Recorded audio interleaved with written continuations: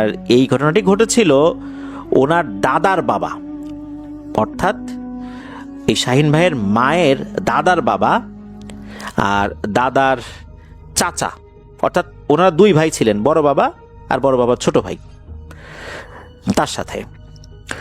তো এটা তো অনেক আগের ঘটনা, এখন থেকে যদি হিসাব করা হয় তাহলে 120, 30, 40 বছর আগের ঘটনা আর কি। ওই সময় ওই বড় বাবার বয়স ছিল 17-18 বছর আর ছোট ভাইয়ের বয়স ছিল আনুমানিক 13-14 বছর। বড় বাবার নাম রিয়াসত উল্লাহ আর ছোট ভাইয়ের নাম আসগর উল্লাহ। তো দাদাবাড়ির ঠিকানা তো আমরা প্রথম ঘটনায় বলেছি। এই দুই ভাই ওনারা গরু বিক্রি করার জন্য গরু বাজারে নিয়ে গেলেন।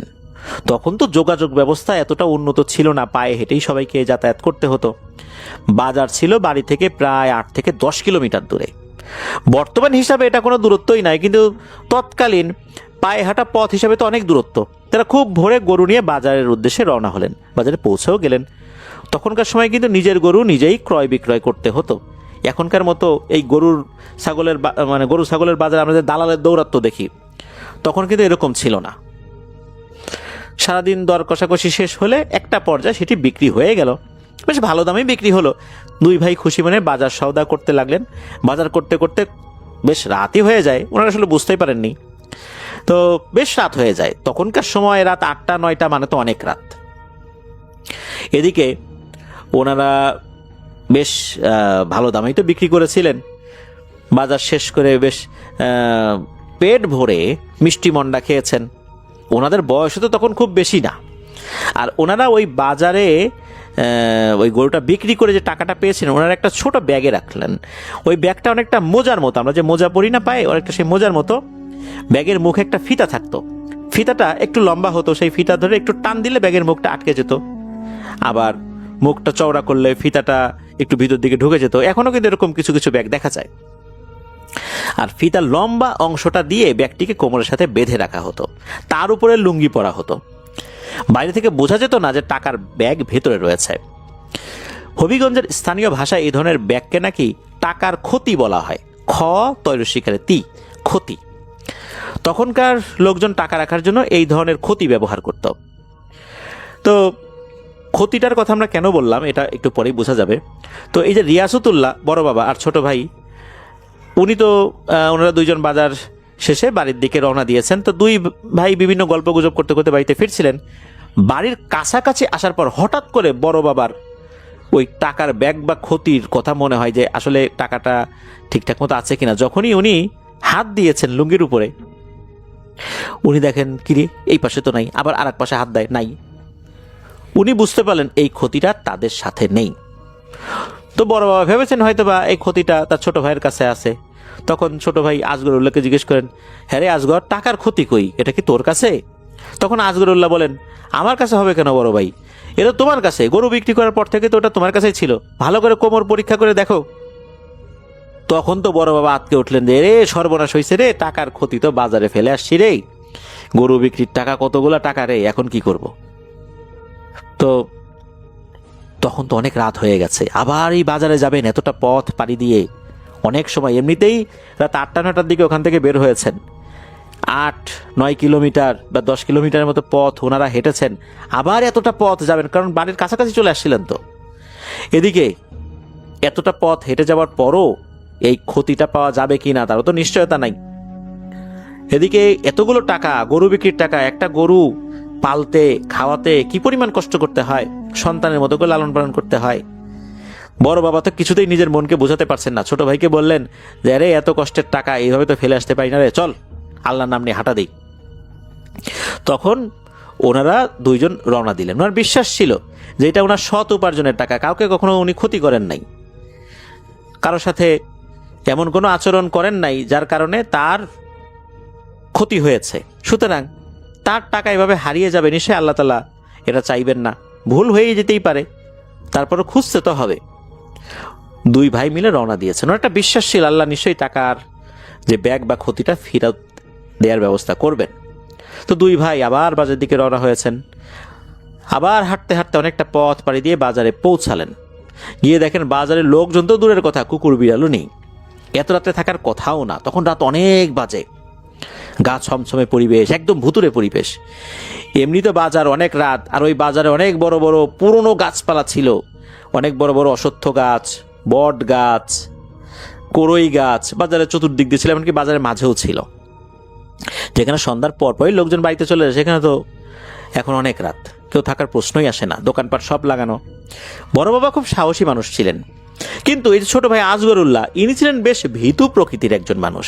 তার বয়সও কম, ভীতু হওয়াটাই স্বাভাবিক। বড় বাবার বয়স এই 17 বছরের মতো, তবে বয়সের তুলনায় উনি বেশ বেশি সাহসী ছিলেন। তাছাড়া গ্রামের লোকজন কিন্তু একটু বেশি সাহসী হয়, কি পুরুষ কি মহিলা। তো তারা যে সমস্ত জায়গা থেকে জিনিসপত্র কিনেছিলেন, সে সমস্ত জায়গায় আগে গেলেন, খুঁজতে লাগলেন। আসগরুল্লাহ, যিনি ছোট ভাই, তিনি বড় ভাইকে তাকা দিচ্ছিলেন যে, বড় ভাই, লাভ নাই, মনে হয় কেউ পেয়ে নিয়ে গেছে। আমরা যখন যে সমস্ত জায়গায় গেছি তখন তো আরো লোকজন ছিল, তখন তো এই ক্ষতিটা নিশ্চয়ই অন্য কারো হাতে পড়ে গেছে, সে কি আর এখনো আছে? এর থেকে চলো চলে যাই। কিন্তু বড় বাবা এই রিয়াসতুল্লাহ, উনি নিজের মনকে বুঝ দিতে পারছিলেন না। উনি বললেন যে, না রে, খুঁজি রে খুঁজি, এত কষ্টের টাকা, এত পরিশ্রম করছি গরুটার পিছনে, এভাবে তো নিজের মনকে বুঝ দিতে পারি না, শেষ চেষ্টাটা করি আল্লাহর উপর ভরসা করে। তো ওনারা খুঁজতে খুঁজতে বাজারের শেষ মাথায় এমন একটা জায়গায় আসলেন, ওই জায়গার রাস্তাটা বেশ সরু ছিল, আশেপাশে খালের মতো ছিল, তার পাশেই একটা অনেক বড় গাছ ছিল আর কি। ওখানে যখন আসছেন তখন এমন একটা বিপদে পড়ছেন, এইটার জন্য ওনারা মোটেও প্রস্তুত ছিলেন না। ওনারা দেখলেন যে ওখানে একটা লাশ ওই রাস্তার আড়াআড়িভাবে শোয়ানো, আর ওনাদের যে টাকার ক্ষতিটা রয়েছে, এই ক্ষতিটা লাশের উল্টো পাশে, অর্থাৎ ওনারা লাশের যেই সাইডে আছেন তার ঠিক উল্টো পাশে। এখন সমস্যা হচ্ছে যে এই লাশটার পাশ দিয়ে যে ওনারা যাবেন সেটাও পারছেন না, কারণ রাস্তার দুই পাশ দিয়ে যাওয়ার কোনো উপায় নাই। যেতে হলে লাশের উপর দিয়ে যেতে হবে, গিয়ে ওই ক্ষতিটা আনতে হবে। আবার কোনো একটা লাঠি দিয়ে ওই ক্ষতিটা বাঁধিয়ে যে উপর থেকে নিয়ে আসবেন, এটাও সম্ভব না। মানে এমন জায়গায় এই ক্ষতিটা রাখা। তখন বড় বাবা বুঝতে পারলেন যে এটা একটা ফাঁদ, এই লাশের উপর দিয়ে গেলে তাদের বিশাল একটা ক্ষতি হতে পারে। তাই উনি ধারণা করলেন যে এই লাশটা চাচ্ছে যে ওনারা এই লাশটার উপর দিয়ে গিয়ে যেন ওই ব্যাগ বা ক্ষতিটা নিয়ে আসেন। এদিকে লাশের অবস্থা দেখে আসগরুল্লাহ, যিনি, তার তো ভয়ে জ্ঞান হারানোর মতো অবস্থা, উনি তো ভয়ে কেঁদেই ফেললেন। এটা সাদা কাফনে মোড়ানো লাশ সামনে রাখা, উনি তো ভয়ে ওনার বড় ভাই অর্থাৎ বড় বাবাকে জড়িয়ে ধরলেন। বড় বাবা আসগরুল্লাহকে সাহস দিয়ে বললেন, আরে ভয় পাবি না, আল্লাহ আছেন আমাদের সাথে। ছোট ভাইকে সাহস দিচ্ছিলেন যাতে সে ভয় না পায়। বড় বাবা কিন্তু সিদ্ধান্ত নিয়েই ফেলেছেন, যে করেই হোক ব্যাগ উনি এটা নিয়েই যাবেন, এটা উনি রেখে যাবেনই না। লাগে এই পিশাচের সাথে উনি যুদ্ধ করবেন, মারামারি করবেন, তারপর এত কষ্টের টাকা, হক হালালি টাকা উনি ফেরত না নিয়ে যাবেন না।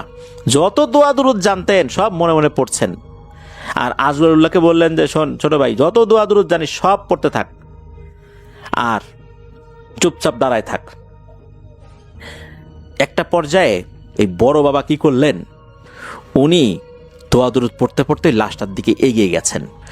ওনার টার্গেট ছিল এরকম যে ওই ক্ষতি বা ওই ব্যাগটা যেখানে আছে, উনি লাশের উপর দিয়ে শরীরটাকে একটু ঝুঁকিয়ে ওনার হাতটা লম্বা করে নিতে পারবেন, এতটুকু দূরত্বে ছিল।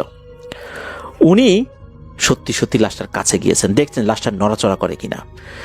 উনি ওই লাশটার উপরে গিয়ে ঝুঁকে পড়ে হাতটা দিয়ে ব্যাগটা ধরার সাথে সাথে মানে ছো মেরে নিয়েই উনি লাশের উপর থেকে সরে গিয়েছেন। উনি দেখলেন যে ওই লাশটা নড়াচড়া করছে না, একদম স্বাভাবিক হয়েই আছে ঠিক আগের মতো। উনি তখন ওই আসগরুল্লাহ ওনার ছোট ভাইকে বললেন, ছোট ভাই, আমার কোমরটা তুই শক্ত করে পেঁচিয়ে ধর, মাথাটা সামনের দিকে দিয়ে আমার কোমরটা দুই হাত দিয়ে জড়িয়ে ধর, আর আমার সাথে দৌড় দে, আর আল্লাহর নাম নে। ওনারা দৌড় দিয়েছেন।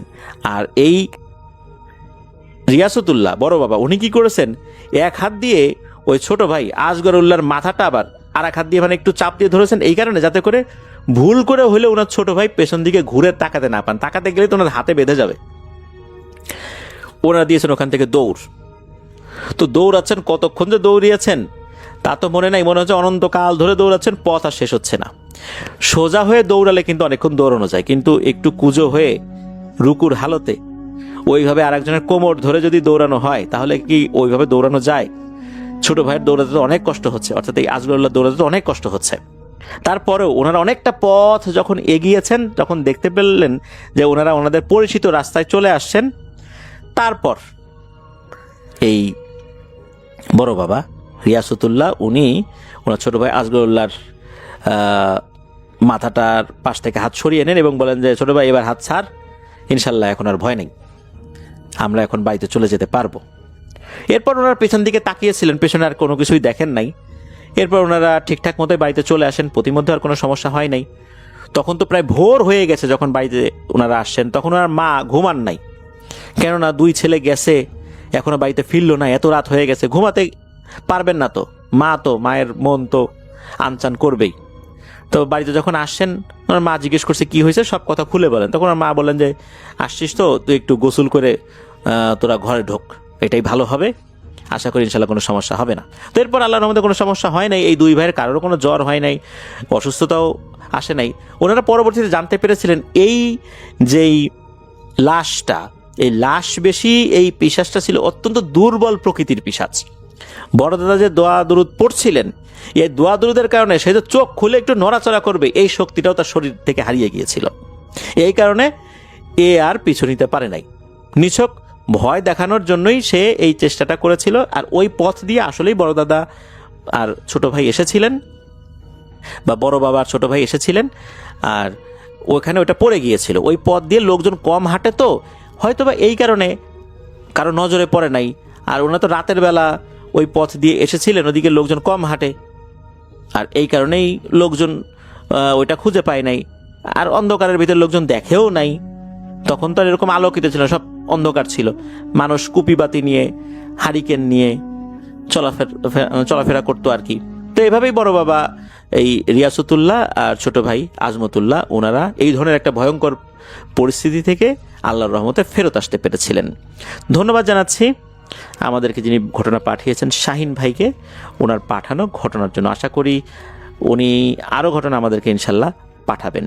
থ্যাংক ইউ সো মাচ, আপনার ঘটনার জন্য আপনাকে অনেক ধন্যবাদ। এবং আমরা চলে যাব আমাদের পরবর্তী অতিথির কাছে। আশা করছি যে তার যে শোনানো ঘটনাটা, সেই ঘটনাটা আপনাদের ভালো লাগবে। আসসালামু আলাইকুম লিসেনার্স, আমি মোহাম্মদ সিয়ামুল ইসলাম। আজকে যে ঘটনাটি শেয়ার করতে যাচ্ছি সেই ঘটনাটি আমাকে পাঠিয়েছেন আমাদের মডারেটর পরাণ ভাই, এবং পরাণ ভাইকে যিনি পাঠিয়েছেন তিনি একজন সৌদি প্রবাসী, তার নাম হৃদয় ভাই।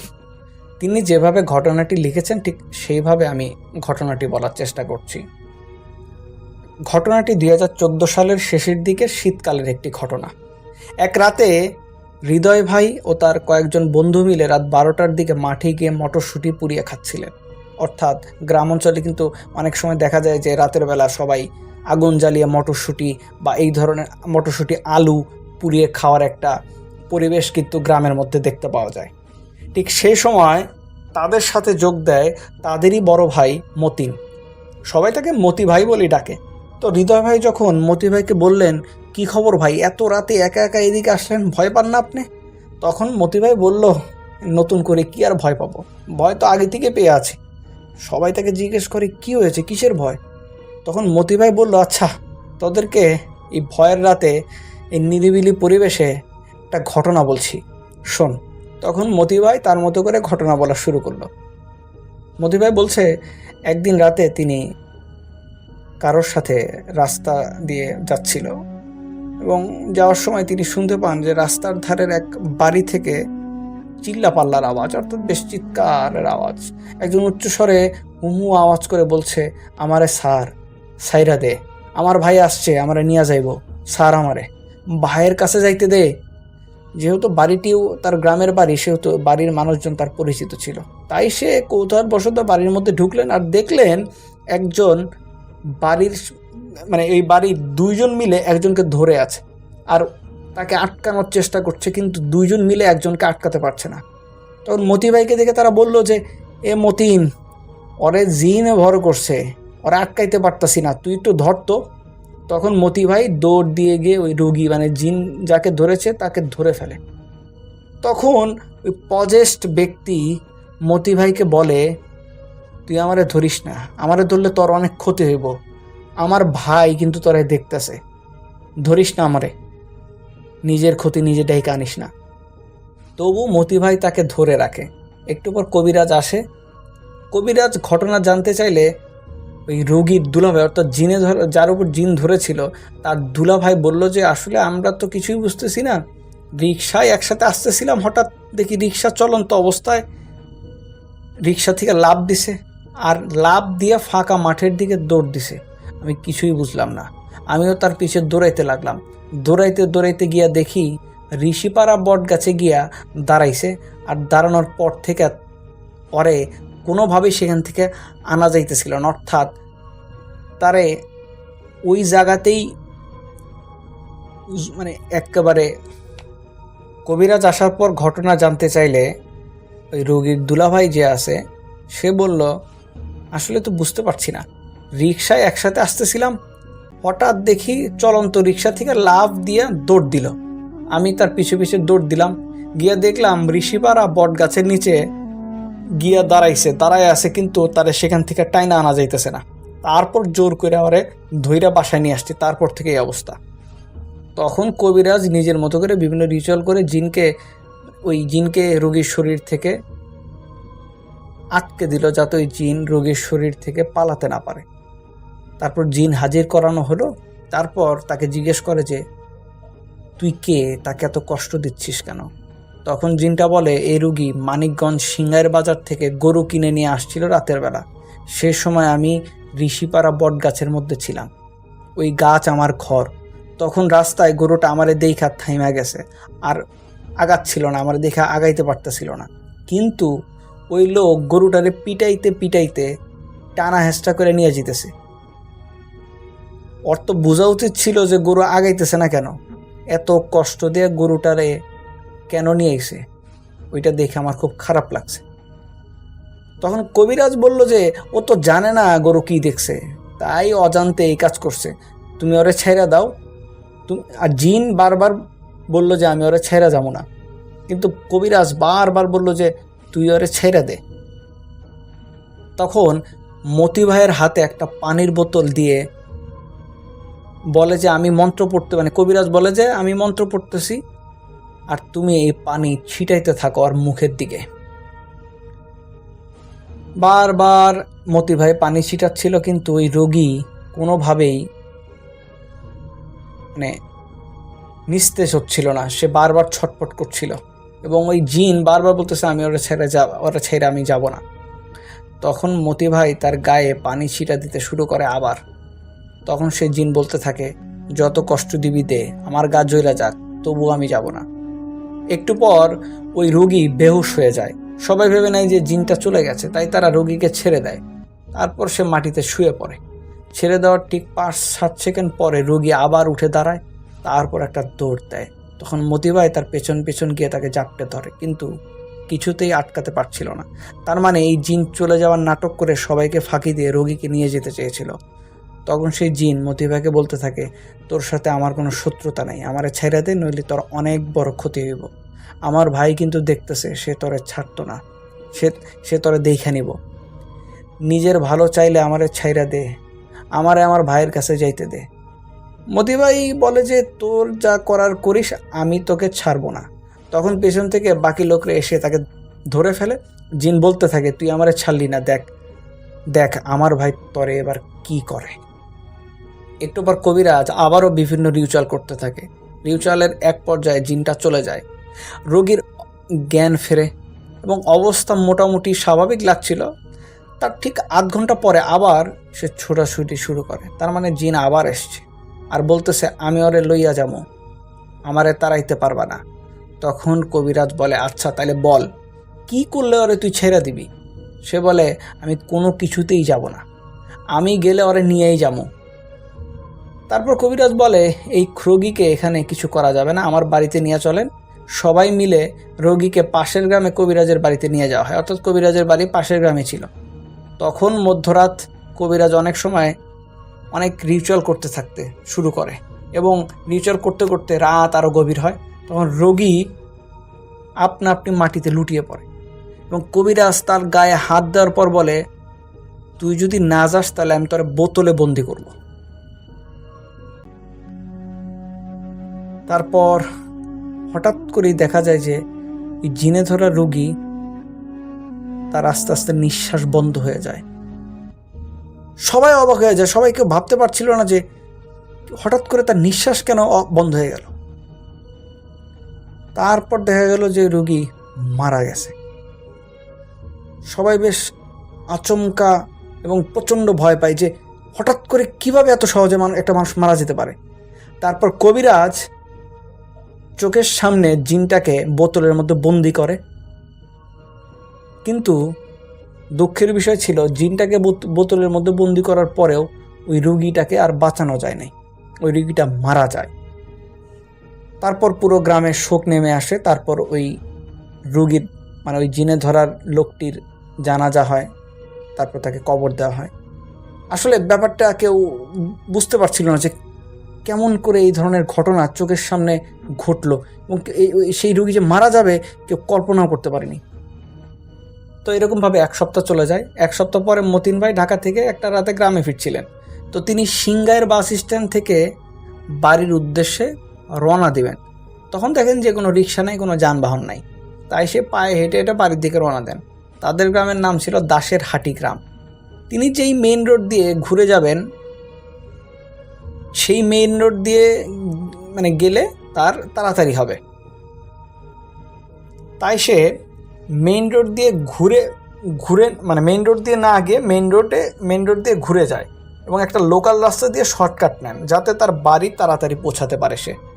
এবং সেই রাস্তা দিয়ে দাসের হাটি আসার আগেই তালপট্টি 3 রাস্তার মোড় এলাকার পাশে আলম মার্ডার নামে একটা ব্রিজ আছে। ব্রিজটা নির্মাণের সময় সেখানে আলম নামের একটা লোককে মার্ডার করা হয়। তারপর থেকে সেই ব্রিজের নাম আলম মার্ডার ব্রিজ। তো আস্তে আস্তে যখন তিনি তালপট্টির 3 মাথা রাস্তার কাছাকাছি আসেন, তখনই মোবাইলের ঘড়িতে তাকিয়ে দেখে রাত 2টা বাজে। তিনি আপন মনে গান গাইতে গাইতে রাস্তায় হাঁটছিলেন। আলম মার্ডার ব্রিজের কাছাকাছি আসার পর হঠাৎ তিনি খেয়াল করলেন ব্রিজের উপরে বিশাল আকৃতির একটা অবয়ব দাঁড়িয়ে আছে, যার 2 পা ব্রিজের 2 রেলিংয়ে দেওয়া, অর্থাৎ ব্রিজের 2 রেলিংয়ে 2 পা দেওয়া, এরকম একটি দৃশ্য সে দেখতে পায়। ব্রিজ পার হইতে হইলে তার যেটা করতে হবে, ওই অবয়বের 2 পায়ের মাঝখান দিয়ে যেতে হবে। ততক্ষণে মতি ভাই বুঝতে পারছেন যে তিনি ভয়ানক কোনো জিনের পাল্লায় পড়ে গেছে। তখন ওই অবয়বটা মতি ভাইকে উদ্দেশ্য করে বলে, কিরে মতই না, কদিন থেকে তোর খোঁজে আইছিলাম, আজকে তোর দেখা পাইলাম, আয় বাড়ি যাবি না, আমার নিচ দিয়া যা। তখন মতি ভাই বলে, না আমি যাব না। তখন অবয়বটা আবারও বলে, আমার হাত থেকে তোর নিস্তার নেই, তোর জন্য আমার ভাইটারে হারাইছি আমি। সেদিন তুই আমার ভাইরে ছাইরা দিলে আজও আমার কাছে থাকতো। কবিরাজ ওরে আটকায় রাখছে, কই রাখছে তাও আমি জানি না। এসব শুনে মতি ভাই বুঝে যায় সেই জিন যার ভাইকে সেদিন তার কবিরাজ বোতল বন্দি করছিল আর কি। গ্রামের লোক হওয়ায় তিনি তেমন ভয় পেলেন না, কারণ মতি ভাই বেশ সাহসী ছিলেন। কিন্তু এটা বুঝে গেছে যে এখানে থাকলে তার ক্ষতি হতে পারে, তাই তিনি আল্লাহু আকবার বলে পিছনের দিকে দৌড় দেয়। দৌড়াতে দৌড়াতে আবার সে তালপট্টিতে ফিরে আসে। সেখান থেকে তিনি অন্য রাস্তা ধরে আবার বাড়ির দিকে রওনা দেন।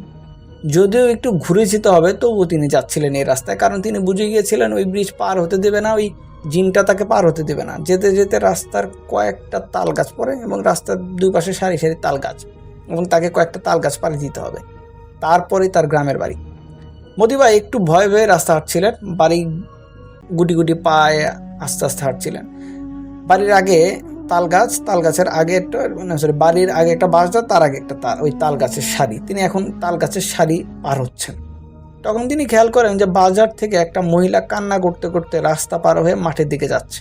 আর মহিলা মাঠের দিকে যাচ্ছিল, ঠিক সেই সময় মনে হচ্ছিল যে ওই মাঠের সামনে একটা বিলের মতো জলাশয় দেখা যাচ্ছে। মতিন ভাই ভাবেন হয়তো এখানকার বা কোনো বাড়ির মহিলা মানে কোনো কারণে হয়তো বা ওই মাঠের দিকে যাচ্ছেন, এবং মাঠের সামনে একটা যে জলাশয় দেখতে পাচ্ছিলেন, তিনি খেয়াল করলেন যে ওই জলাশয় হয়তো বা কোনো কাজ আছে, এই কারণে সে ওই জলাশয়ের দিকে যাচ্ছে।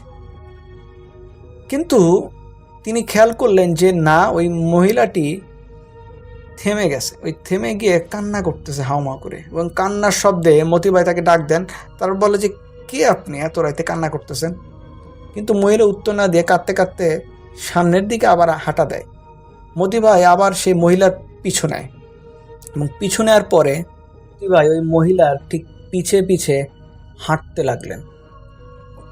তার আসলে অন্য কিছু খেয়াল ছিল না। সে হিপনোটাইজের মতো, মন্ত্রমুগ্ধের মতো মেয়েটির মানে ওই মহিলার পিছে পিছে হাঁটতে লাগলেন। এবং এক পর্যায়ে হাঁটতে হাঁটতে তিনি খেয়াল করলেন, যখন তার হুঁশ আসলো, যে তিনি প্রায় 2-3 কিলোমিটার দূরে চলে আসছে। আর জায়গাটা দেখে তিনি চিনে ফেলেন যে এটা আখতারের ডাঙ্গা এলাকা এবং এই এলাকায় অনেক ভূতরে কাহিনী আছে এই এলাকাটাকে নিয়ে। তো সে বুঝতে পারছিল না সে কি করবে।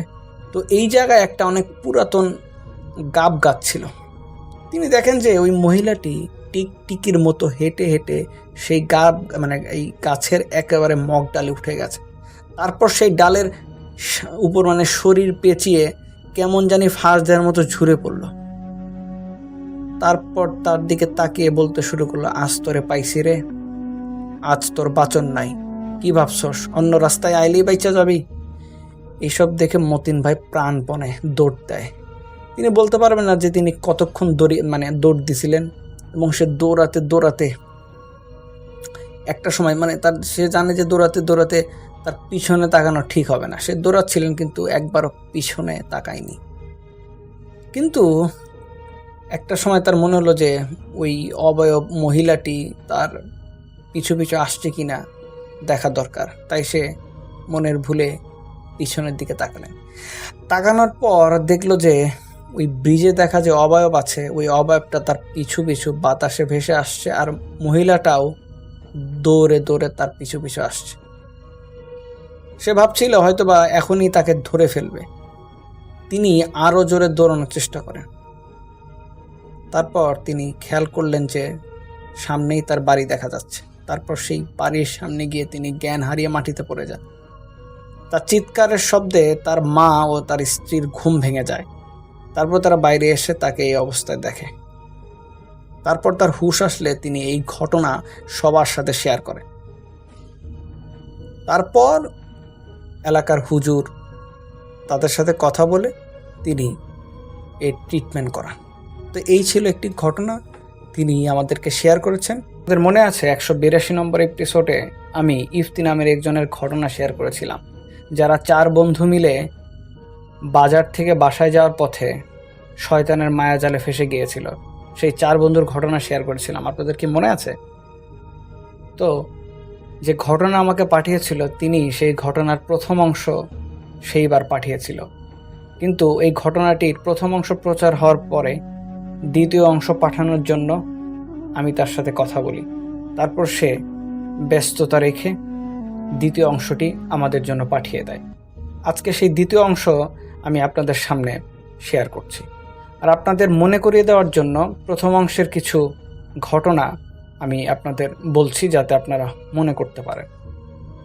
ইফতি লিখেছিল যে তারা 4 বন্ধু মিলে যখন বাজার থেকে বাসায় যাচ্ছিল তখন তারা শয়তানের মায়াজালে ফেসে যায় এবং তারা একটি বাড়িতে গিয়ে আশ্রয় নেয়। এবং তারা পরবর্তী জানতে পারে এরকম কোনো বাড়ি ওখানে থাকার কথা না, কিন্তু তারা বাড়িতে বেশ কিছুক্ষণ ছিল এবং বাড়ির মধ্যে কিছু ভীতিকর পরিস্থিতি তাদের সাথে সৃষ্টি হয়, যার কারণে তারা বাড়ির থেকে বের হয়ে বাসার দিকে দৌড় দেয়। তখন প্রচণ্ড বৃষ্টি হচ্ছিল এবং বিদ্যুৎ চমকাচ্ছিল, এবং এই বিদ্যুৎ চমকানো অবস্থায় তারা দেখতে পায় একটি বট গাছের নিচে, অর্থাৎ বাড়ির সামনে একটি বট গাছের নিচে একটি বৃদ্ধা মহিলা রক্তাক্ত একটা মাথা নিয়ে দাঁড়িয়ে আছে। আর এই অবস্থা দেখে তাদের মধ্যে একজন অজ্ঞান হয়ে পড়ে যায়। আপনাদের কি মনে পড়ছে? প্রথম অংশটুকু ছিল এরকম। এখন দ্বিতীয় অংশ তিনি আমাদেরকে পাঠিয়েছেন, আমি তার মতো করেই ঘটনা বলছি। সেই বুড়ির হাতে থাকা মানুষের কাটা মাথা আমাদের দিকে তাকিয়ে হাসির সুরে বলছে, বাঁচতে চাইলে দৌড় দে, বাঁচতে চাইলে পালা। আর জোরে অট্টভাবে হাসছে। সাকিবও এসব দেখে রকির মতো বেহুশ হয়ে গেল। আমি তখন 3 বন্ধুর দিকে তাকিয়ে আছি। এর মধ্যে সাকিব আর রকি বেহুশ, আর বাকি আমরা 2 বন্ধু। আমরা কি করব বুঝতে পারছিলাম না, আর এসব দেখে আমাদের মাথা ঘোরাচ্ছে। ঠিক তখনই এই বুড়িটি বাতাসের বেগে আমাদের কাছে ছুটে আসলো। এরপর আমার বাম হাত দিয়ে আমার গলা ধরে শূন্যে তুলে ধরলো। তখন আমার মনে আছে আমি একদম নিস্তেজ হয়ে যাচ্ছিলাম, আমার শরীরে এক বিন্দু পরিমাণও শক্তি নেই। চিৎকার করা বা হাত নড়ানোর ক্ষমতা আমার ছিল না। আর একবার ওই বুড়ির মুখের দিকে তাকিয়ে দেখলাম কুচকুচে কালো মুখ আর ভয়ানকভাবে হাসছে। আমার মনে হচ্ছিল আমি হয়তো মরে যাচ্ছি। আর চোখ লেগে আসলো, তারপর আর কিছু মনে নেই। চোখ খুললো 2 দিন পর হাসপাতালের বেডে। হাসপাতালের ঘড়িতে তাকিয়ে দেখি রাত 2:38। তখন আমি প্রচণ্ড অসুস্থ এবং আমার শরীর প্রচণ্ড ব্যথা। সব কিছু মনে করার চেষ্টা করলাম কি হয়েছিল আমার সাথে, আমি এখানে কিভাবে আসলাম, কে নিয়ে আসলো। একটু পর দেখি আমার বড় ভাই সুমন আমার কাছে আসলো। আসার পর আমাকে বলল, কিরে তুই ঠিক আছিস? তখন আমি আমার বড় ভাই সুমনকে বললাম, হ্যাঁ ভাই আমি ঠিক আছি। আমি এইভাবে কিভাবে আসলাম, এখানে কিভাবে আসলাম, আর আমার বাকি বন্ধুরা কোথায়, ওরা ঠিক আছে তো? তারপর দেখি ভাইয়া চুপচাপ আছে, কথা বলছে না। আমি তখন আরও ভয় পাচ্ছি আর আমার টেনশন হচ্ছিল বাকি বন্ধুদের নিয়ে। এমন সময় পাশের বেডে থাকা একটা বয়স্ক মানুষ আমাকে বলল, আপনি কার সাথে কথা বলছেন এত রাতে? নিজে নিজেই কথা বলছেন নাকি? আমি ওই মানুষটার কথা শুনে ভাইয়ার দিকে তাকাই, দেখি ভাইয়া নাই। কোথায় গেল ভাইয়া? আমি জোরে জোরে ডাক দিলাম কিন্তু কেউ আসলো না। তখনই মনে পড়ল, আরে আমার ভাই তো ইতালিতে থাকে, তার তো আরও 1 বছর পর দেশে আসার কথা, তার তো এখানে আসার কথা না। তাহলে কে আসলো? আমি কার সাথে কথা বললাম? আমি কি স্বপ্ন দেখছি? ঠিক সেই মুহূর্তে হাসপাতালের ওই রুমে প্রচণ্ড হাসির শব্দ শুনতে পাইলাম, যে হাসির শব্দ আমি বটগাছের সামনে শুনতে পেয়েছিলাম। আর এই হাসি খুবই বাজে হাসি। হাসপাতালের এত বড় রুমে আমি ছিলাম, মানে হাসপাতালে এই বড় রুমে শুধুমাত্র আমি আর ওই বৃদ্ধ মানুষটি ছিলাম। দুজনেই শুনলাম এই হাসির শব্দ। তারপর আমি বৃদ্ধর দিকে তাকিয়ে বুঝতে পারছিলাম না কি করব। তারপরে দেখি যে ওই বৃদ্ধ আমার দিকেও তাকিয়ে আছে। আমার তখন ওই লোকটাকে মানুষ বলে মনে হচ্ছিল না। তারপর জোরে চিৎকার দিলাম। চিৎকার দেওয়ার সাথে সাথে 2জন নার্স আর একজন ডাক্তার এসে বলল, আপনার কি হয়েছে, আপনি চিৎকার করলেন কেন, আর আপনার সেন্স ফিরল কখন? এই কথা বলতে বলতে আমাকে শান্ত করলো। তারপর একটা ঘুমের ইঞ্জেকশন দিল। আর ঘুমের ইঞ্জেকশন দেওয়ার অবস্থায় আমি দেখি আমার বাবা আর আমার ছোটো কাকু আমার কাছে আসছে এবং তারা আমাকে দেখে খুব খুশি হয়েছে। তারা ভাবলো যে আমি হয়তো বা ঠিক হয়ে গেছে, আমার জ্ঞান ফিরেছে। তাদের সাথে আমি 2 মিনিট কথা বললাম। তারপর আমার প্রচণ্ড ঘুম পাচ্ছিল, কারণ আমাকে ঘুমের ইঞ্জেকশন দিয়েছিল। তারপর আমি ঘুমিয়ে পড়লাম। পরের দিন সকাল 9টা বাজে ঘুম থেকে দেখতে পাই আমার মা আমার পাশে বসে আছে।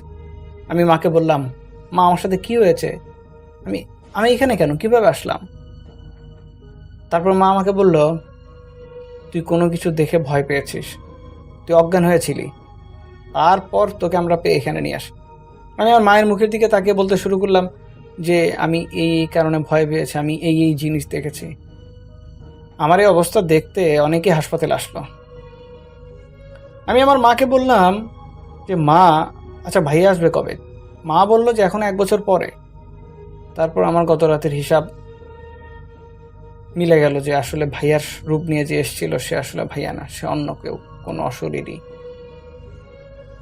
তারপর আমার মাকে জিজ্ঞেস করলাম, মা আমার বাকি বন্ধু সাকিব, অভি আর রকি কই? মা বলল যে ওরা ঠিক হয়ে গেছে, সুস্থ হয়ে গেছে, শুধুমাত্র তুই সুস্থ হসনি, তোর আঘাতটা বেশ জোরালো। তারা বেশ ভালোই আছে, ওরা তোকে দেখতে চায়, যে কোনো মুহূর্তে তোকে দেখতে আসবে। তখন আমি মনে মনে বললাম, আলহামদুলিল্লাহ তাদের কোনো ক্ষতি হয়নি। তো এর মধ্যে দেখি আমার 3 বন্ধু আমাকে দেখতে এসছে। তারপর আমাকে দেখে তারা জড়িয়ে ধরলো। তারা বললো যে আমরা সবাই ভালো আছি, আমার জন্য টেনশন করিস না। তখন আমার মনে হচ্ছিল, যাক আমার আর কোনো টেনশন নেই, আমরা তো সবাই এখন ঠিকই আছি। তারপর আমি বাবাকে বললাম, বাবা আমি আর হাসপাতালে থাকবো না, আজকেই বাড়ি যাব। তারপর ডাক্তার বললো যে না, আজকে বাড়ি যাওয়া যাবে না, তোমাকে কালকে বাড়ি যেতে হবে। আজকে কিছু টেস্ট আছে, টেস্ট করে তারপর কালকে তোমাকে ছেড়ে দেবো। কিন্তু আমি তো নাছোড় বান্দা, আমি বাড়িতে যাবই।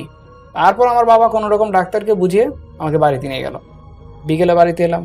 তারপর আমি আর সাকিব বাইরের মাঠের দিকে হাঁটতে লাগলাম, কারণ শরীর অনেক দুর্বল হলেও আমার মনে হচ্ছিল হাঁটাহাঁটির প্রয়োজন।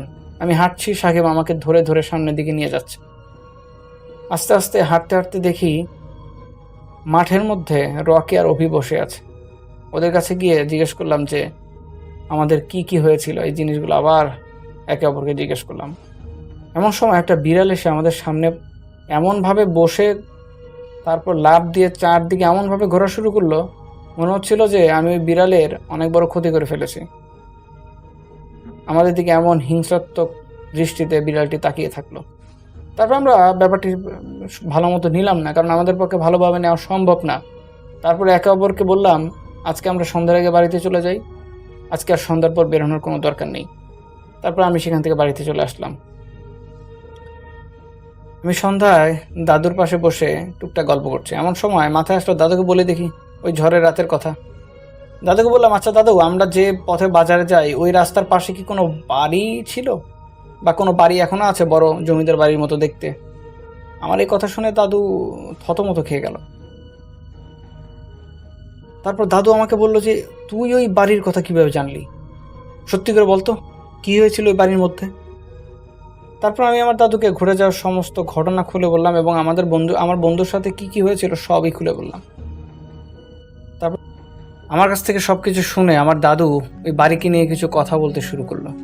আমার দাদু বলছে তখন যে, আমার দাদুর বয়স যখন 10-11 বছর, তখন আমার দাদুর যে বাবা, সে নাকি বারবার নিষেধ করতো যে ওই বাড়ির আশেপাশে না যেতে। ওই বাড়ির বেশ সামনে একটি মাঠ ছিল, এবং ওই মাঠে ছেলেপুলে বিকেলবেলা খেলাধুলা করতো। সেখানে আমার দাদু গিয়েও খেলাধুলা করতো। কিন্তু আমার দাদুর বাবা সব সময় বলতো, এবং মুরব্বীরা সব সময় বলতো নাকি যে ওই বাড়ির আশেপাশে যেন কোনোভাবেই না যাওয়া হয়, মাঠে যাবি আর মাঠ থেকে বাসায় আসবি, ওই বাড়ির রাস্তা দিয়ে যাতে মাঠে যাওয়া না হয় এবং মাঠ থেকে ফেরা না হয়। তো এরকমভাবে আসলে ওই মাঠের সামনে যে বাড়ি, অর্থাৎ ওই বাড়িটিতে যে কি রয়েছে আসলে সেটা কেউই জানে না। সবাই এটুকু জানতো যে ওই বাড়িতে কোনো সমস্যা আছে, ওই বাড়িতে অশরীরীর কোনো সমস্যা আছে। তো একদিন রাতে আমার দাদু ঘুমাতে যাবে এমন সময় গ্রামের মানুষের চেঁচামেচি শুনতে পেল। তখন দাদুর বাবা আমার দাদু আর তার মাকে বলল যে, তোমরা থাকো, আমি দেখে আসি। তো আমার দাদার বাবা গিয়ে দেখলো যে 2টা ছেলের লাশ ওই বাড়ির সামনে পাওয়া গেছে। আর যেভাবে মারা হয়েছে, ক্ষতবিক্ষত লাশ, যেটা মানুষের পক্ষে এত নৃশংস হত্যা কোনোভাবেই সম্ভব না। ওই লাশগুলো পাওয়া যায় জমিদার বাড়ির ঠিক পেছনে খেলার মাঠের সামনে। লাশ ছিল ক্ষতবিক্ষত খাওয়া, একটি জন্তু জানোয়ার খুবলে খেলে যেরকম দেখায় ঠিক সেরকম। এই ঘটনা নিয়ে গ্রামে প্রচুর আলোচনা হয়, সবাই আতঙ্কে পড়ে যায়। কেউ ভাবছে এই বাচ্চাদের কে মারবে, বাচ্চাদের সাথে কার এত শত্রুতা? আর গ্রামে যদি কোনো জন্তু জানোয়ার থাকতো তাহলে তো আমরা জানতাম। আর তারপর গ্রামের প্রায় 20 জনের উপর বেশিরভাগ মানুষ একটি স্বপ্ন দেখলো, আর স্বপ্নে দেখলো যে একটি কালো বুড়ি তাদেরকে বলছে, তোর ছেলেদের সামনে রাখ, আর কখনো আমার বাড়ির সামনে যেন খেলতে না আসে। ওরা বেশ বিরক্ত করেছে আমাকে। এসব দেখে সবাই বুঝতে পারলো যে ওই বাড়ির যে অশরীরী, সেই কোনো ক্ষতি করেছে। পরের দিন সবাই সচেতন হয়ে গেল, আর কেউ এই মাঠে খেলতে যেত না। ওই বাড়ির আশেপাশে তো দূরে থাক, ওই বাড়ির 1 মাইল দূরে কেউ যেত না। তারপর সবাই সিদ্ধান্ত নিল এইভাবে তো চললে হবে না। তারপর গ্রামের মানুষ একজোট হয়ে ওই বাড়িটি ভেঙে ফেলার সিদ্ধান্ত নিল। তারপর সবাই এক হয়ে একটি দিন ওই বাড়িটিকে ভেঙে মাটির সাথে মিশিয়ে দিল। কালের পরিবর্তনে সেই জায়গায় এখন জমির চাষ হয়, অর্থাৎ কৃষির জমির চাষ হয়, আর আশেপাশের রাস্তা সব পাকা। সবাই ওই রাস্তা দিয়ে বাড়িতে যায়, কিন্তু গভীর রাত হলে ওই রাস্তা দিয়ে আর কেউ বাড়িতে যায় না। এই কথা শুনে আমার মা আমাকে খেতে ডাকলো। আমি তখন খেতে গেলাম। আর তারপর ভাবলাম যে কালকে আমার বন্ধুদের গিয়ে ওই ঘটনা সবাইকে জানাবো। পরের দিন আমি আমার বন্ধু সাকিব, ববি আর রকিকে বললাম যে আমার দাদু এই বলেছে। তারপর সবাই ব্যাপারটি জানতে পারলো। আসলে আমাদের গ্রামের মুরব্বীরা সবাই ব্যাপারটি জানতো, কিন্তু আমাদেরকে বলেনি, কারণ আমরা যদি ভয় পেয়ে যাই। শুধুমাত্র এতটুকু বলতো যে রাত হলে ওই রাস্তা দিয়ে যাতে কোথাও যাওয়া না হয়, কিন্তু আমরা এই কথা শুনিনি। তো এই ছিল ঘটনা। এখন তারা 4 বন্ধু একসাথে আছে, সুস্থ আছে। আসসালামু আলাইকুম। থ্যাংক ইউ সো মাচ আপনার ঘটনার জন্য আপনাকে অনেক ধন্যবাদ। এবং আমরা চলে যাব আমাদের পরবর্তী অতিথির কাছে। আশা করছি যে তার যে শোনানো ঘটনাটা সেই ঘটনাটা আপনাদের ভালো লাগবে। আসসালামু আলাইকুম ভাইয়া, আমি মার্জিয়া মেহেজাবিন। আমি আজকে যে ঘটনাটা শেয়ার করব সেটা কিছুদিন আগে ট্যুরে যাওয়ার সময় এক আঙ্কেলের সাথে পরিচয় হয়। সে আঙ্কেলের কাছ থেকে সংগ্রহ করেছিলাম। তো চলে যাই আঙ্কেলের ঘটনায়। আমি ব্যক্তিগতভাবে বেশ ভ্রমণপ্রিয় মানুষ, তাই কিছুদিন আগে ভেকেশনের জন্য আমরা 3-4 জন কাজিনরা মিলে প্ল্যান করি ট্রেনে করে চট্টগ্রাম ট্যুরে যাব। আমরা 4 জন ছিলাম, তবে আমাদের একটা ভাগ্নেও সাথে যাবার জন্য আবদার করে, তাই ওকে সহই ভ্রমণের দিন সন্ধ্যার দিকে আমরা কমলাপুর রেল স্টেশনে যাই। সেখানে গিয়ে আমরা ঠিক রাত 10:30টার একটা লোকাল ট্রেনের টিকিট পাই। যেহেতু শীতকাল ছিল তাই আমরা এসির টিকিট কাটিনি।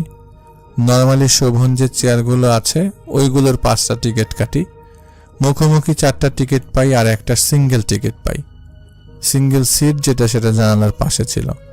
আমি বরাবরই নিরিবিলি ভ্রমণ করতে পছন্দ করি, তাই আমি সেই জানালার পাশের সিটটাতেই বসি। ওই সিটে বসার কিছুক্ষণ পর একটা ভদ্রলোক আসলো। ভদ্রলোকের বয়স আনুমানিক 45-এর কাছাকাছি হবে বা বেশি হতে পারে, তবে ওনাকে দেখে বোঝা যাচ্ছে উনি বেশ ভদ্র এবং মার্জিত। উনি আসলেন এবং আমার পাশের সিটটাতে বসলেন। যথাসময়ে ট্রেন ছেড়ে দিল। আমি চিন্তা করলাম বসে থেকে কি করব, আমার সাথে যেহেতু নেট আছে তাহলে ভৌতিক কথা শুনি। রাতের আবহাওয়া, চারিদিকে অন্ধকার এবং নিয়মিত বাতাস, আধো আধো আলো, অন্ধকার সব মিলে আমার পরিবেশটা ভৌতিকতার জন্য সুন্দর হয়েছিল, একেবারেই পারফেক্ট। আমি বসে বসে চারপাশ দৃশ্য দেখছিলাম আর শুনছিলাম। 10 থেকে 15 মিনিট শোনার পর আমি আমার ফোনটা ব্যাগ থেকে বের করে নোটিফিকেশন চেক করি। ফোনের ডিসপ্লেতে ইউটিউবে ঢুকলেই তো দেখা যায় কে কি দেখছে। আমার ফোনেও ভৌতিকতার ওই লোগোটা উঠে আছে। পাশের ওই আঙ্কেলটা আমার মোবাইলের দিকে তাকিয়ে আমাকে ইশারা দিল, আমাকে কিছু বোঝাতে চাইলো, আমাকে কিছু বলবে বুঝালো। পরে আমি কান থেকে ব্লুটুথ খুলে আঙ্কেলকে জিজ্ঞাসা করলাম, আঙ্কেল আপনি কিছু বলবেন? পরে উনি আমাকে বলল, তুমি কি কোনো ভৌতিক ঘটনা শুনছো? আমি বললাম, জি, আমি ভৌতিক কথা শুনছি। পরে উনি বলল, আচ্ছা একটা প্রশ্ন করি। আমি বললাম, জি আঙ্কেল করেন। বলে, আচ্ছা তুমি কি ভূত প্রেত আত্মা এগুলো বিশ্বাস করো?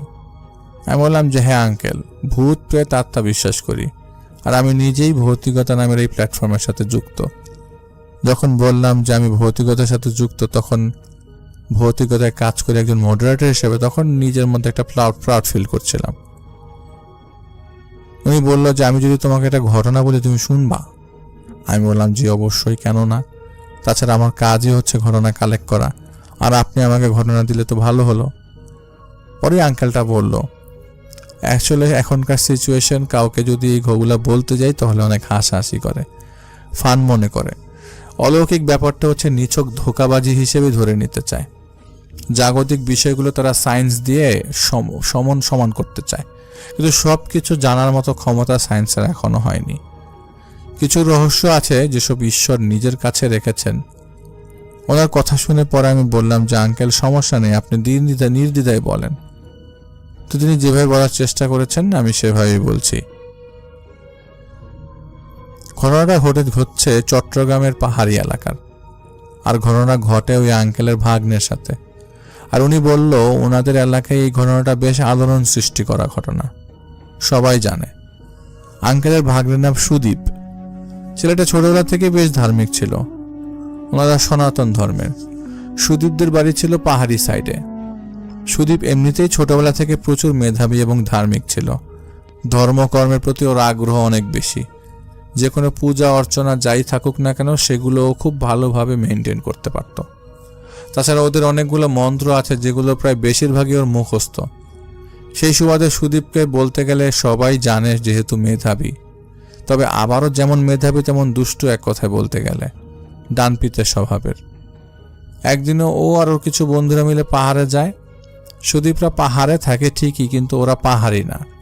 তো জেনুইন যারা পাহাড়ে থাকে কিছু ছেলে আছে যারা বৌদ্ধ ধর্মের, ওই টাইপের ছেলেদের সাথে সুদীপের পরিচয় হয়, ওদের সাথে মেলামেশা শুরু করে এবং প্রায় পাহাড়ি এলাকায় যায় সুদীপ। একদিন সুদীপ জানতে পারে পাহাড়ে এক তান্ত্রিক আসছে, যিনি কিছুদিন আগে ওই এলাকায় কোনো একটা কাজের উদ্দেশ্যে এসেছিল। সুদীপের বন্ধুদের মাধ্যমে জানতে পারে ওই এলাকায় এমন একটা তান্ত্রিক আছে যে নিরিবিলি এলাকায় তন্ত্রমন্ত্র করে। সুদীপের ছোটবেলা থেকে ধর্মের দিকে, শাস্ত্রের দিকে, মন্ত্রতন্ত্রের দিকে অনেকটা আগ্রহ ছিল, মন্ত্র শিখতে পছন্দ করত। তাই সুদীপ একদিন ওর একজন বন্ধুর সাহায্য নিয়ে সেই তান্ত্রিকের কাছে যায়। তান্ত্রিকের সাথে তার টুকটাক কথাবার্তা হয়। সুদীপ তান্ত্রিককে অনেক অনুরোধ করে কিছু মন্ত্র শেখানোর জন্য, বলে যে সব কাজে আগ্রহ আছে। প্রথমে তান্ত্রিক না করলেও পরে উনি সুদীপের ভেতরে মন্ত্র শেখার, তার কথা বলার ধরন, অ্যাক্টিভিটি ভালো লেগে যায়। মানে ওই মন্ত্র শেখার মতো ফিট মানুষ লাগে তার কাছে। পরে তান্ত্রিক অনেক ভাবনা চিন্তা করে রাজি হয় এবং বলে ঠিক আছে। সুদীপ ওর বাবা মায়ের একমাত্র ছেলে। যিনি আমাকে ঘটনা শেয়ার করছেন তার একমাত্র বোনের ছেলে হচ্ছে সুদীপ। সুদীপের বাবার কিছু ব্যবসা আছে, উনি ওগুলোই দেখাশোনা করেন। সেই প্রেক্ষিতে সুদীপ অনেক আদরের। একদিন বেশ ভোরবেলা সুদীপ সেই তান্ত্রিকের কাছে যায় মন্ত্র শেখার জন্য। সুদীপকে টুকটাক কিছু কাজ করে দেওয়ার কথা বলে এবং সুদীপও সেই কাজগুলো করে। এদিকে তান্ত্রিক কিছু মন্ত্র সুদীপকে শিখিয়ে দেয় এবং সুদীপও সেগুলো খুব জলদি আয়ত্ত করে নেয়। এভাবে টুকটাক চলতে থাকে। একটা সময় সুদীপ সেই তন্ত্রমন্ত্রের মধ্যে ভালোভাবে জড়িয়ে পড়ে। সুদীপ তখন ইন্টারমিডিয়েটের ছাত্র। তন্ত্রমন্ত্র চক্করে সে পড়াশোনা বাদ দিয়ে এই তন্ত্রমন্ত্রের কাজই সবার চোখের আড়ালে চালিয়ে যেতে থাকে। বিভিন্ন জেলাতে যায়, বিভিন্ন জায়গায় যায়। সুদীপের ওই হঠাৎ উধাও হয়ে যাওয়াটা সুদীপের বাবার চোখে পড়ে। মনে মনে ভাবে যে তার ছেলে হয়তো বা অন্য কোনো লাইনের দিকে চলে যাচ্ছে, সেটা তাদের সুবিধার জন্য না, সুবিধাজনক না আর কি। তাছাড়া বিভিন্ন ধরনের গোষ্ঠী আছে যারা বিভিন্ন অপরাধে জড়িয়ে পড়ছে ইদানিংকালে।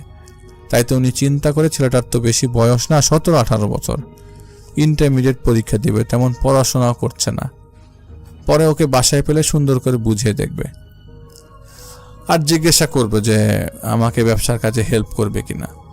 পরে সুদীপ বাসায় আসলে ওর বাবা ওকে জিজ্ঞেস করে, কিন্তু সব কথা শোনার পর সুদীপ কিছুই বলে না, বরং তারপর দিন সে তার ব্যাগপত্র গুছিয়ে 2 দিনের জন্য উধাও হয়ে যায়। 2 দিনের জন্য উধাও হওয়াতে সুদীপের বাবার অনেকটা রাগ হয়। সুদীপের বাবা বেশ রাগী মানুষ ছিল। ওনার রাগ হওয়ার কারণ হচ্ছে যে আমার ছেলেকে আমি এইভাবে বুঝিয়ে বললাম আর আমার কথাকে পাত্তা না দিয়ে চলে গেল, এবার আসুক। তো সুদীপের বাবা অপেক্ষা করছিল সুদীপ কখন বাড়ি ফিরবে। সুদীপদের বাড়িটা এমন জায়গায় ছিল যে সেটা একটা বেশ নিরিবিলি এলাকায়, পাহাড়ি এলাকায়।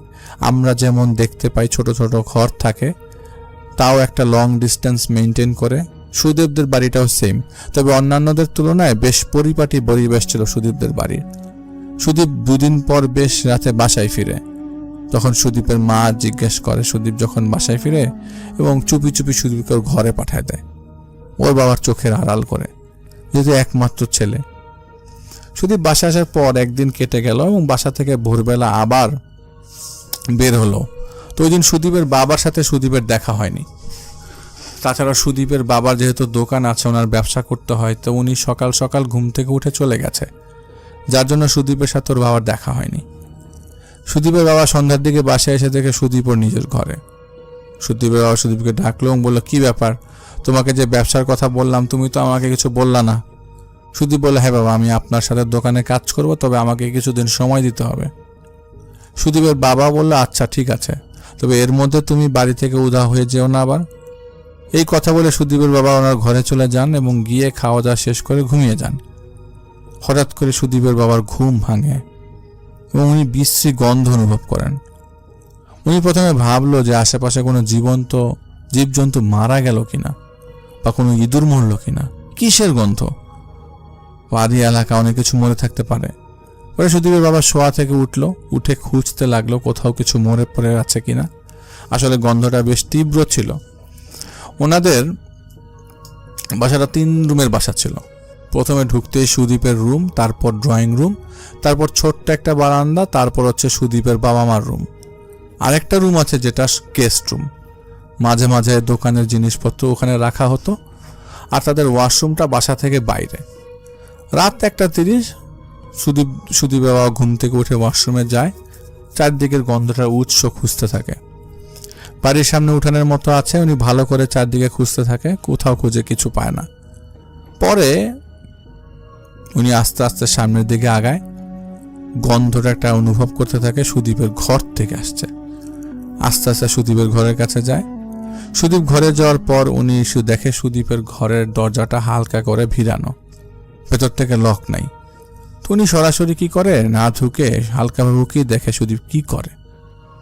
দেখলো সুদীপ পদ্ম আসনের মতো বসে আছে, আর সুদীপের সামনে একটা সার্কেল, সার্কেলের ভেতর কিছু জিনিস রাখা। সবচেয়ে ভয়ের জিনিসটা হচ্ছে সুদীপের বাবা দেখে সুদীপের চোখ বন্ধ, আর ওই সার্কেলের এক কোণে একটা প্রদীপ রাখা, ঠিক মাঝখানে একটা মানুষের মাথা রাখা। মানুষের মাথাটা দেখতে এমন ওইটার মুখের চামড়া টামড়া কিছুই নাই, বেশি দিন আগের না মাথাটা। সুদীপের সামনে যেই মানুষটার মাথা রাখা আছে সেটা হয়তো 6-7 দিন আগে মারা গেছে, এমন একটা মানুষের মাথা নিয়ে আসছে সে। কিছু অগণিত পোকা ওই মাথাটার মধ্যে নড়াচড়া করছে। সেই মাথাটার সামনে নিয়ে সুদীপ বিড়বিড় করছিল। মাথাটার সাথে পোকাগুলো যখন সার্কেলের লাইন ক্রস করতে চেষ্টা করে তখন এটা মরে যাচ্ছে। এই দৃশ্য আর গন্ধে ওনার নাড়ি উল্টে আসার মতো অবস্থা। তিনি এবার বুঝতে পারলেন মাথাটা থেকেই মূলত গন্ধটা আসছে। সুদীপের বাবা এই অবস্থা দেখে ওনার প্রায় অনেকটা বমি করে দেওয়ার অবস্থা। উনি এগুলো দেখে ওই দিন রাতে সুদীপকে আর কিছু বলে না, নিজের ঘরে চলে যায়। আর যেহেতু উনি আগে থেকেই আন্দাজ করতে পেরেছে ওনার ছেলে তন্ত্র সাধনার পেছনে পেছনে জড়িয়ে গেছে, নিজেকে জড়িয়ে ফেলেছে, এখন যদি কিছু বলে এই অবস্থায় সুদীপের যদি ধ্যান ভেঙে যায় তাহলে ওনার ছেলের বড় ক্ষতি হতে পারে। আর যেহেতু উনি সনাতন ধর্মের, ওনার এইসব সম্পর্কে এইসব জিনিস সম্পর্কে ভালো আইডিয়া ছিল, সেজন্য তিনি সুদীপকে আর ডাকেনি, ওর ধ্যান নষ্ট করেনি, ওনার রুমে চলে যায়। তিনি সারা রাত তিনি ঘুমাতে পারেনি ছেলের চিন্তায়। ভোর হলে উনি সুদীপকে ডাকার পর সুদীপ আসে এবং ওর বাবাকে জিজ্ঞেস করে, তুমি এগুলো কি শুরু করেছো, কেন করছো? বকাঝোকা করে। এক পর্যায়ে সুদীপ ওর বাবাকে বলে, বাবা আমার ভুল হয়ে গেছে, ক্ষমা করে দাও, এরকম কিছু আর করে বাসায় আসবো না বা বাসায় করবো না। সুদীপের বাবা তখন বলে, তুমি বাসায় করবা না তার মানে কি, তুমি বাইরে এগুলা করে বেড়াবা? তুমি কি এগুলো বাদ দিবে নাকি তোমার কোনো কথা, তুমি আমার কোনো কথা শুনবা না? তুমি যদি আমার কথা না শোনো তাহলে আমি আত্মহত্যা করবো। সুদীপ তার বাবার মুখ থেকে কথা শুনে বলে, আচ্ছা বাবা তুমি যা বলে আমি তাই করব। তো সুদীপের বাবা কি করে, 1 সপ্তাহের মধ্যে সুদীপের বিয়ে ঠিক করে ফেলে। সুদীপের মামা চাচা যারা ছিল তাদের সাথে আলাপ আলোচনা করে বলে যে এখন তো সুদীপের এই অবস্থা, তো এই মুহূর্তে কি করা যায়, তো পড়াশোনা করছে না, ঘুরে ঘুরে নষ্ট হয়ে যাচ্ছে, তো এইসব তন্ত্র সাধনার ফল তো ভালো কিছু না। সবাই মিলে বলে যে ঠিক আছে, একটা বিয়ে শাদী করাই দিলে হয়তো বা সব ঠিক হয়ে যাবে, বিয়ে করাই দেন। এবার সবার এমন সম্মতি পেয়ে সুদীপকে 1 সপ্তাহের মধ্যে মেয়ে দেখে বিয়ে করিয়ে দেওয়া হয়। বউ ঘরে আসে। এর মধ্যে সুদীপের বউ আসার পর সুদীপের মধ্যে বেশ পরিবর্তন। আগে যেমন ও এখানে সেখানে যাওয়া আসা করতো, এখন এই যাওয়া আসাগুলো বন্ধ হয়ে গেছে। কিন্তু সুদীপ দিনের বেলা যেমনই থাকতো, রাতের বেলা সে নির্দিষ্ট সময় বাইরে যেত এবং বলতো বাইরে থেকে ঘুরে আসি। তো সবাই এটা নর্মালি নিত। সুদীপের স্ত্রী একমাত্র জানতো যে সুদীপ গভীর রাতের বেলাও বের হয়। আর সুদীপের বউ যেহেতু নতুন, তাই সুদীপকেও জিজ্ঞাসা করে না, পরিবারকেও জানায় না। সুদীপ কি করতো ওই রাতের বেলায়, কি বের হয়ে তান্ত্রিকের কাছে গিয়ে তন্ত্র মন সান্ত্বনা করতো, এভাবে তো ভালোভাবে দিন যাচ্ছিল। দিনের বেলা থেকেও দেখে না সুদীপকে বের হতে। সবাই ভাবে যাক সুদীপ মন দিয়ে সংসার করছে, সংসারই হয়েছে। ওর বাবা যেহেতু সংসার চালাচ্ছে, এমন না যে সুদীপের কাজ করতেই হবে, সংসার চালাতেই হবে। তবে সুদীপের বাবা মনে মনে বলছে, থাক, ইয়াং ছেলে এখন কাজ করতে চাচ্ছে না, হয়তো বছরখানেক পরে নিজেই কাজটা ধরবে। ভালো 5-6 মাস কাটে। একটা পর্যায়ে সুদীপের বউ কনসিভ করার পরে সুদীপের বউয়ের যখন 3 মাস কি 4 মাস, তখন সুদীপের বউয়ের সাথে কিছু সমস্যা শুরু হয়। সুদীপ রাতে যখন বাইরে থাকতো বা ঘরে না থাকতো, তখন সুদীপের বউ দেখতে পেত তাদের দেয়ালের মধ্যে অনেকগুলো ছায়া। কখনো কখনো এমন হচ্ছে যে সুদীপের বউ শুয়ে আছে, কেউ এসে তার পেটে আলতো করে হাত বোলাচ্ছে। ফিলটা এমন পেত যে উনি যখন ঘুমের মধ্যে কেউ একজন তার পেট স্পর্শ করে যাচ্ছে। সুদীপের বউ ব্যাপারটা বেশ ভয় পায় এবং সুদীপ বাসায় আসার পর ব্যাপারটা তিনি সুদীপকে জানান। সুদীপ বলে যেগুলো কিছু না, সব ঠিক হয়ে যাবে, ওরকম ভয় পাওয়ার কিছু নেই, প্রেগনেন্সির সময় এইসব জিনিসগুলো একটু হয়। সুদীপের বউ ভাবে যখন পাত্তা দিচ্ছে না তাহলে কি আর করা, সুদীপের বাবা মাকে জানানো উচিত হবে। সুদীপের সাথে কথা চলাকালীন এক সময় সুদীপের বউ জানায়, তাহলে বিষয়টা তিনি সুদীপের মাকে জানাবেন। সুদীপ বলে, তাদেরকে জানানো লাগবে না, বিষয়টা আমি দেখছি, তুমি কাউকে জানাও না। তো সুদীপ যেহেতু বলেছে, তাই সুদীপের বউ আর কাউকে বিষয়টা জানায় না। একদিন রাতে একটা ঘটনা ঘটে, সুদীপ ওই রাতে বাসায় থাকে না। সুদীপের বউ মাঝরাতে উঠে বাথরুমে যাওয়ার জন্য। সে যখন দরজা খুলে বাইরে আসে, সে দেখে তাদের বাড়ির উঠানে দুইটা ষাঁড়, লাল ষাঁড়, যাদের মাথায় বেশ বড় বড় শিং। দুইটা ষাঁড়ই মারামারি করছে। এর মধ্যে কয়েক মুহূর্তের ব্যবধানে তারা তাদের যে মেইন গেট, ওই মেইন গেট ভেদ করে একটা লোক প্রবেশ করে।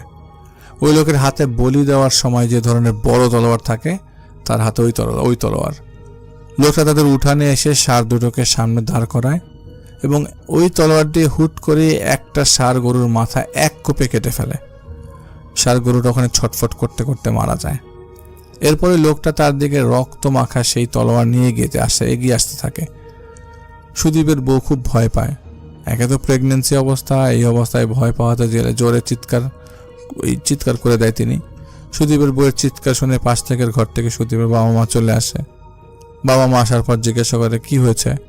তখন সুদীপের বউ কিছু বলতে পারে না, আমতা করছিল, ভয়ে নার্ভাস হয়ে গেছিল, যার জন্য তার মুখ থেকে কোনো কথা বেরোচ্ছিল না। তার খিঁচুনি দেওয়া শুরু হলো। পরে সুদীপের বাবা মা তাকে ঘরে নিয়ে যায়। পরে হাত পা মালিশ করে খিঁচুনি কিছুটা কমায় এবং পানি টানি খাওয়ানো হয়। কিছুটা ধাতস্থ হবার পরে তার বাবা মা জিজ্ঞেস করে সুদীপ কই। পরে সুদীপের বউ বলে উনি তো একটু বাইরে গেছে, কোথায় গেছে আমি জানি না, আমাকে বলে যায় না কখনো। পরে সুদীপের বাবা মা বলে যায় না কখনো মানে কি, তার মানে কি সুদীপকে আরো বাইরে যায়। পরে সুদীপের বউ বলে হ্যাঁ, উনি তো প্রায় রাতেই বাইরে যায়, আমি তো জানি না উনি কোথায় যায়, আমাকে তো কিছু বলে না, আপনাদেরও বলতে নিষেধ করেছে। এই কথা শুনে সুদীপের বাবা খুব রাগ হয়ে যায় যে এই অবস্থায় বউকে রেখে ও রাতের বেলা বাইরে কোথায় যায়। তো সুদীপের বাবা বুঝতে পারে হয়তো ছেলে আবারও কোনো তন্ত্রমন্ত্র সাধনা করছে। তো যাই হোক, ওই দিন রাতে সুদীপের বাবা মা ওর বউকে দেখে রাখে, সেবা শুশ্রূষা করে। ভোরে সুদীপ বাসায় আসে। পরে সুদীপের বাবা জিজ্ঞাসা করে কি হয়েছে তোমার, এত রাতে কোথায় গিয়েছিলে তুমি জানো আজ কত বড় ঘটনা ঘটেছে। সুদীপ জানায় যে বাবা, আসলে আমি যে তন্ত্রমন্ত্র শিখেছিলাম ওইগুলো থেকে বের হওয়ার জন্য কিছু কাজ করছি, কিছু ভালো তন্ত্রমন্ত্র সাধনা করছি, আর এসব কাজ থেকে বের হওয়ার জন্য প্রচুর সাধনা করছি। প্রভুর জন্য কিছু কাজ করছি যাতে আমার মাথায় আর এসব জিনিসের বাজে চিন্তা না আসে, তাই আমি প্রতি রাতে বাইরে যাই। এই কথা শুনে সুদীপের বাবা খুশি হয়, ভাবে যে যাক এতদিন পর ছেলেটা ভুল বুঝতে পেরেছে। পরে সুদীপের বাবা সুদীপকে রাতের ঘটনার কথা বলে। সুদীপ বলে আচ্ছা বাবা, সমস্যা নাই, আমি ব্যাপারটা দেখছি, তোমরা ওগুলো নিয়ে ভেবো না। সুদীপের বাবা ভাবে যে আমার ছেলেটা এত সুন্দর করে বুঝিয়ে বললো, প্রভুর সাধনা যেহেতু করছে, এটা তো ভালো কাজ, পুণ্যের কাজ, তাই উনি আর বিষয়টা নিয়ে মাথা ঘামায় না। সুদীপ তার বাবা মাকে বুঝিয়ে তাদের রুমে পাঠিয়ে দেয়। এরপর সুদীপ তার বউকে বলে তোমার সাথে যাই হোক, তুমি আর যাই দেখো না কেন, আবার বাবা মাকে বলার দরকার নেই, ওনারা শুধু চিন্তা করবে, তুমি সবকিছু আমাকে বলবে, আমি সবকিছু দেখব। আর যখন হাজবেন্ড এমন কিছু বলে আশ্বাস দেয়, স্বাভাবিকভাবে বউ সেই কথাটা মানে। তারা সুদীপের বউ একটু ভরসা পেল। এরপর কয়েকদিন পরের ঘটনা। একদিন এমন হয় সুদীপ আর বউ ঘুমিয়ে আছে।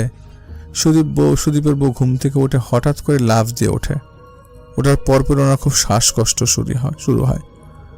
শ্বাসকষ্ট অনুভব হওয়ার সাথে সাথে উনি পাশ ফিরে সুদীপকে ডাকতে থাকে। উনি যখন পাশ ফিরে ডাকতে যাবে তখন উনি দেখতে পায় সুদীপের চেহারার জায়গাটায় অন্য একটা চেহারা। সচরাচর তান্ত্রিক দেখতে যেমন হয় ঠিক ওইরকম ভাবে একজন মানুষ শুয়ে আছে। এমনিতে তো উনি ঘুম থেকে ভয়ে লাফ দিয়ে উঠেছে, আবার পাশে তান্ত্রিকের মতো একজনকে দেখে উনি আরো বেশি ভয় পেয়ে যায়। তাছাড়া উনি একটা ভয়ের স্বপ্নও দেখেছিল। সুদীপকে ডাকা বাদ দিয়ে সে থরথর করে কাঁপতে থাকে। একদিকে তার শ্বাসকষ্ট বেড়ে যাচ্ছে, অন্যদিকে ভয় চেপে বসেছে। এমন অবস্থায় সে কোনোভাবে খাট থেকে পড়ে যায়। পড়ার শব্দ পেয়ে সুদীপ ঘুম থেকে উঠে যায়। উঠে দেখে ওর বউ পাশে নেই। পরে খাট থেকে নিচে উকি দিয়ে দেখে তার বউ নিচে পড়ে আছে। পরে তাকে উঠানোর চেষ্টা করা হয়। খাটে বসে তাকে জিজ্ঞাসা করা হয় যে তোমার কি হয়েছে, কিভাবে পড়ে গেলে, এসব কথা জিজ্ঞাসা করে। পরে খাটের উপর বসে পানি খাওয়ায়। পরে সুদীপের বউ বলতে থাকে আমি স্বপ্নে দেখলাম, প্রথম আমার যখন বাচ্চা পেটে আসাকালীন সময় যে স্বপ্ন দেখি, দুইটা লাল ষাঁড় একটা তান্ত্রিকের মতো লোক এসে এক কোপে মাথা বিচ্ছিন্ন করে দিল, আর একটা ষাঁড় ওইটা দেখে মারা যায়। ঠিক সেই একই রকম ভাবে আমি স্বপ্নে আবার দেখতে পাই, আমার শরীরটা ভালো লাগছে না, খুব অস্বস্তি লাগছে। পরে সুদীপ বলে, তুমি ঘুমাও, এসব কিছু না, আমি তোমার প্রোটেকশনের জন্য ব্যবস্থা করছি। পরে সুদীপের বউ আশ্বস্ত হয়, আস্তে আস্তে তার শ্বাসকষ্টটা কমতে থাকে। এক পর্যায়ে সুদীপের বউ নর্মাল হয়। নর্মাল হওয়ার পর সে দেশে দিনের মতো ঘুমিয়ে যায়। এর দুদিন পর তাদের একটা পূজা থাকে, তারা পূজায় যায়। যেদিন তাদের পূজা ছিল সেদিন সম্ভবত মঙ্গলবার ছিল। ওনারা পূজা থেকে বাসায় ফেরার পর সুদীপ বাইরে যায়। সুদীপকে তো সবাই চিনে, জানে একটা সাধনা করছে, ভালো কিছু করছে, এজন্য তারা সুদীপকে বাইরে যেতে বাধা দেয়নি। মাঝরাতে সুদীপ কিছু বন্য শূকরের হাড় নিয়ে বাসায় আসে। যেহেতু মাঝরাতে আসছে, তখন সুদীপের বাবা মা ঘুমাচ্ছিল। তো সুদীপ কি করে, শূকরের ওই হাড়গুলা ওই বোর হাতে দেয়। এর মধ্যে থেকে 2টা হাড় তাকে আলাদাভাবে দেয় আর বলে, এই 2টা হাড় তুমি তোমার বালিশের নিচে রাখবা। সুদীপের বউ ভাবে যে তার হাজবেন্ড হয়তো তার প্রোটেকশনের জন্য এইগুলো দিচ্ছে।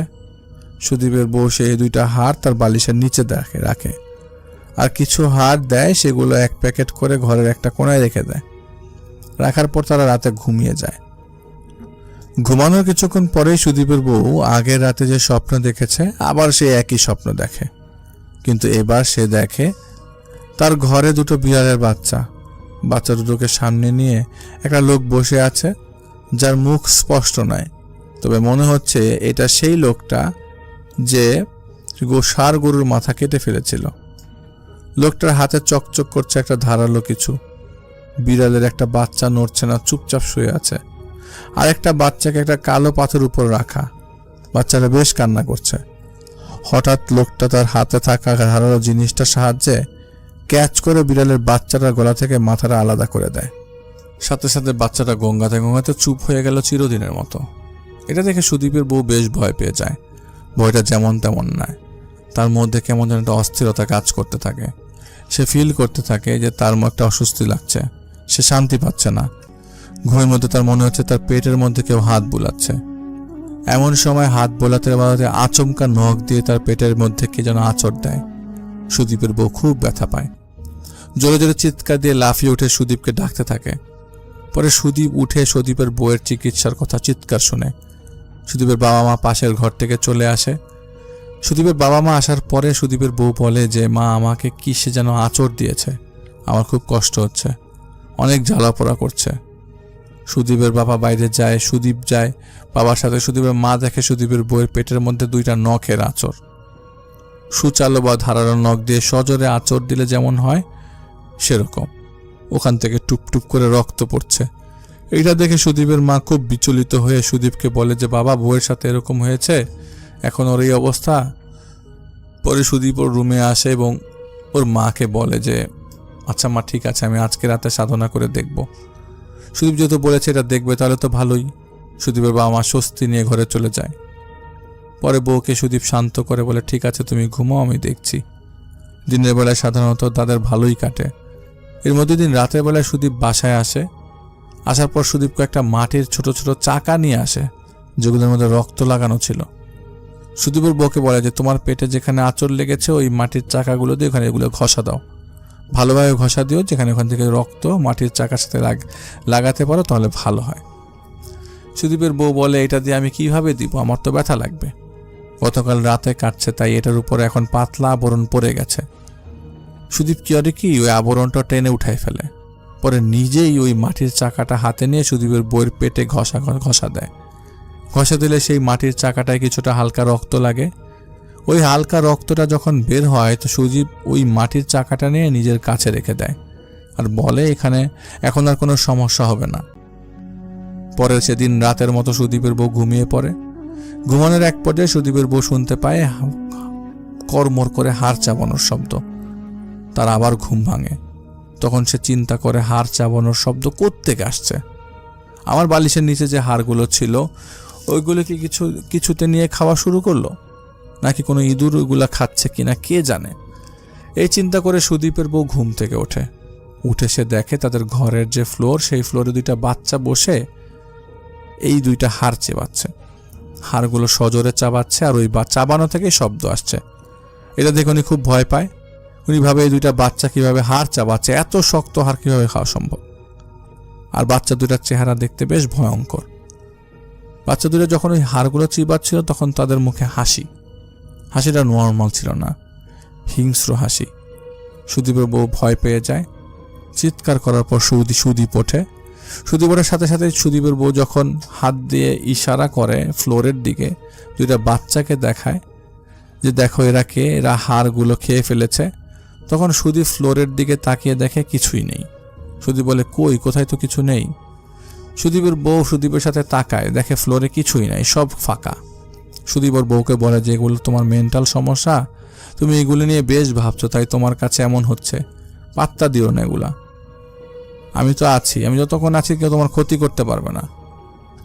সুদীপের বউ কোনো রকম নিজের মনকে সান্ত্বনা দেয়। সকালে বিষয়টা শাশুড়িকে জানালে শাশুড়ি বলে সমস্যা নাই। সুদীপ বলে যে তুমি নাকি উল্টাপাল্টা স্বপ্ন দেখো, এটা ঠিক হয়ে যাবে, এটা সুদীপ দেখে নিবে।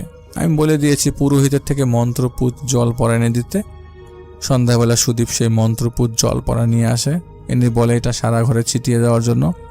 পানি ছিটিয়ে দেওয়ার পরে এখানে ওর বউয়ের রিলিফ পাওয়ার কথা, কিন্তু ওর বউ ফিল করে পুরো ঘর ভর্তি মানুষের অস্তিত্ব, কিন্তু কাউকে দেখা যাচ্ছে না। পরে উনি মনে করে প্রোটেকশনের জন্য হয়তো এমন হচ্ছে, আমারই কি মনের ভুল নাকি আমারই সমস্যা। পরে রাতে সুদীপ বাসায় আসে, আসলে সুদীপের বউ সুদীপের সাথে ব্যাপারটা আলোচনা করে আর বলে আমাকে বাপের বাড়ি দিয়ে আসো, যেহেতু আমার বাচ্চা হবে। তাছাড়া যেহেতু ডেলিভারির সময় চলে আসছে, ঘনিয়ে আসছে, আমাকে আমার বাবার বাসায় দিয়ে আসো। পরে সুদীপ বলে হ্যাঁ নিয়ে যাব বলে আর নিয়ে যায় না। এইভাবে সুদীপের বউ একের পর এক ভয় পেতে থাকে। এখন সুদীপের বউয়ের একটা সমস্যা দেখা দেয়, সেটা হচ্ছে এখন সে কিছু দেখে না, কিন্তু খারাপ কিছু ফিল করতে পারে। তার আশেপাশে সার্বক্ষণিক কেউ আছে এটা সে বোঝে। সারগুরুর যে স্বপ্নটা সে কন্টিনিউয়াসলি দেখছে।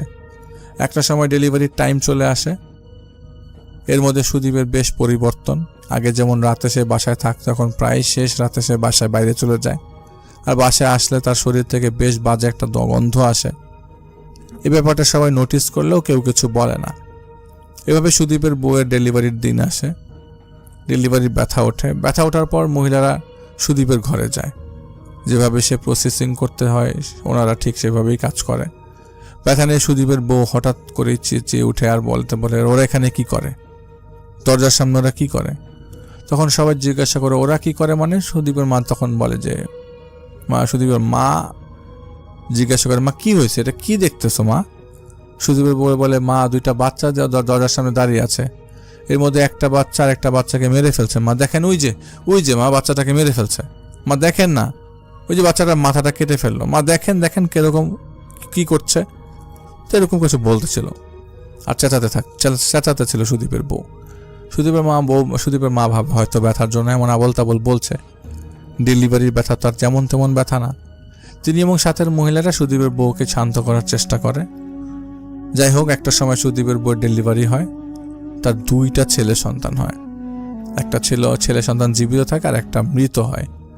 এটা দেখে সবারই মন খুব খারাপ হয়ে যায়। পরে সুদীপ আর ওর বাবাকে জানানো হয় সবকিছু, যে যমজ বাচ্চা হয়েছে, একটা জীবিত একটা মৃত। তবে আশ্চর্যের বিষয় হচ্ছে মৃত যে বাচ্চাটা হয়েছে ওইটার বাচ্চাটার গলায় সুদীপের এক আত্মীয় গোসল করাতে গিয়ে দেখে বাচ্চাটার গলায় দুইটা নখের দাগ। বাচ্চাটার মায়ের পেটে যেরকম নখের দাগ ছিল ঠিক বাচ্চাটারও সেম দাগ, কিন্তু সেইটা বাচ্চার গলায়। ব্যাপারটা সুদীপের আত্মীয় নর্মালি নিল না। উনি কি করে, গোসল করানো শেষ হলে বিষয়টা সুদীপের বাবাকে জানায়। তো সুদীপের বাচ্চাগুলো হয় তখন যিনি আমাকে ঘটনা বলেছেন উনি সুদীপের বাবা এবং সুদীপের দুই কাকাতো ভাই এবং সুদীপ এই কয়েকজন মিলে বাচ্চাটাকে সৎকার করার জন্য শ্মশানে যায়। যেহেতু ছোট বাচ্চা মৃত হয়েছে তাই তাদেরকে নাকি পোড়ানো হয় না, মাটি চাপা দেওয়া হয়। যাই হোক, পরে তারা মাটি চাপা দেওয়ার জন্য নিয়ে যায়। এদিকে তো ঘরে সুদীপের জীবিত ছেলে, অন্যদিকে যেটা মারা গেছে ওকে নিয়ে যাওয়া হয়েছে মাটি চাপা দেওয়ার জন্য। শ্মশানে গিয়ে সুদীপ নিজ হাতে একটা গর্ত করে আর সেই বাচ্চাটাকে মাটি চাপা দিয়ে আসে এবং মন্ত্রপুতর জল ওইখানে ছিটিয়ে দিয়ে আসে। সকল কাজ সম্পন্ন করে তারা সকলে বাসায় চলে আসে। বাসায় আসার পর মোটামুটি সবারই মন খারাপ ছিল, কান্নাকাটি করছে যে দুইটা বাচ্চা হলো, একটা জীবিত আর একটা মৃত। যে বাচ্চাটা জীবিত ছিল সেই বাচ্চাটার যেদিন 7 দিন বয়স সেদিন সুদীপ বাচ্চাটাকে কোলে নিয়ে বাইরে যায়। আসলে বাচ্চাটা অনেক কান্নাকাটি করছিল তাই বাচ্চাটাকে শান্ত করার জন্য বাইরে যায়। সুদীপ বাচ্চাটাকে কোলে নিয়ে বাইরে যাওয়ার পর অনেকক্ষণ হয়ে যায় আর বাড়ি ফিরে না। এদিকে পরিবার তো চিন্তায় অস্থির, চারদিকে খোঁজা শুরু হয়, কিন্তু না, সুদীপের সন্ধান তো আর মেলে না। মোটামুটি 3 দিন কোনো খোঁজ খবর নাই, কেউ জানে না কোথায়। সুদীপেরও কোনো খবর নাই, বাচ্চাটারও কোনো খবর নাই। সবার মধ্যে একটা কানা ঘোষা চলতে থাকে যে বাচ্চাকে নিয়ে সুদীপ গেল কই।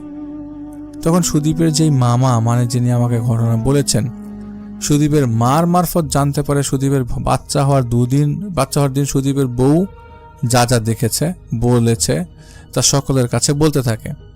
পরে সুদীপের বউ বলে যে সুদীপ একদিন আমাকে 2টা শূকরের হাড় এনে দিয়েছিল, আর এরকম স্বপ্ন আমি দেখতাম। সুদীপ এসব আপনাদের বলতে নিষেধ করত। পরে সবকিছু ডিটেলস তাদের বলা হলো। পরে সুদীপের মামা বুঝতে পারে যে সুদীপ হয়তো তন্ত্র সাধনায় করছে, এটার জন্য হয়তো সুদীপ বাচ্চা নিয়ে গেছে। সবাই তো হাই হুতাশ করে মোটামুটি পাগল প্রায়। তো সুদীপের যে বন্ধুর মাধ্যমে সুদীপ পাহাড়ের তান্ত্রিকের কাছে যেত, সেই বন্ধুর খোঁজ করা হয়। পরে ওই ছেলেকে নিয়ে সুদীপের মামা, সুদীপের 2 কাকাতো ভাই, পুলিশ আর গ্রামের কয়েকজন মিলে সেখানে যায়। যেহেতু মিসিং ছিল সুদীপ, তাই পুলিশে জিডি করা হয়েছিল। ওরা সবাই মিলে সেই তান্ত্রিক যে পাহাড়ে থাকতো সেই পাহাড়ে যায়। সেখানে যাওয়ার পর তারা একটা ছোট ছনের বা ঘর দিয়ে বানানো একটা ছোট্ট কুটির দেখতে পায়। দেখে সেই কুটির দরজাটা বাইরে থেকে আটকানো, বিকট গন্ধ আসছিল ভেতর থেকে। যেহেতু আশপাশটা অনেকটা নির্জন, কোনো মানুষজন যায় না সচরাচর, তান্ত্রিক থাকে, এইটা শুনে তো আর যাওয়া যায় না।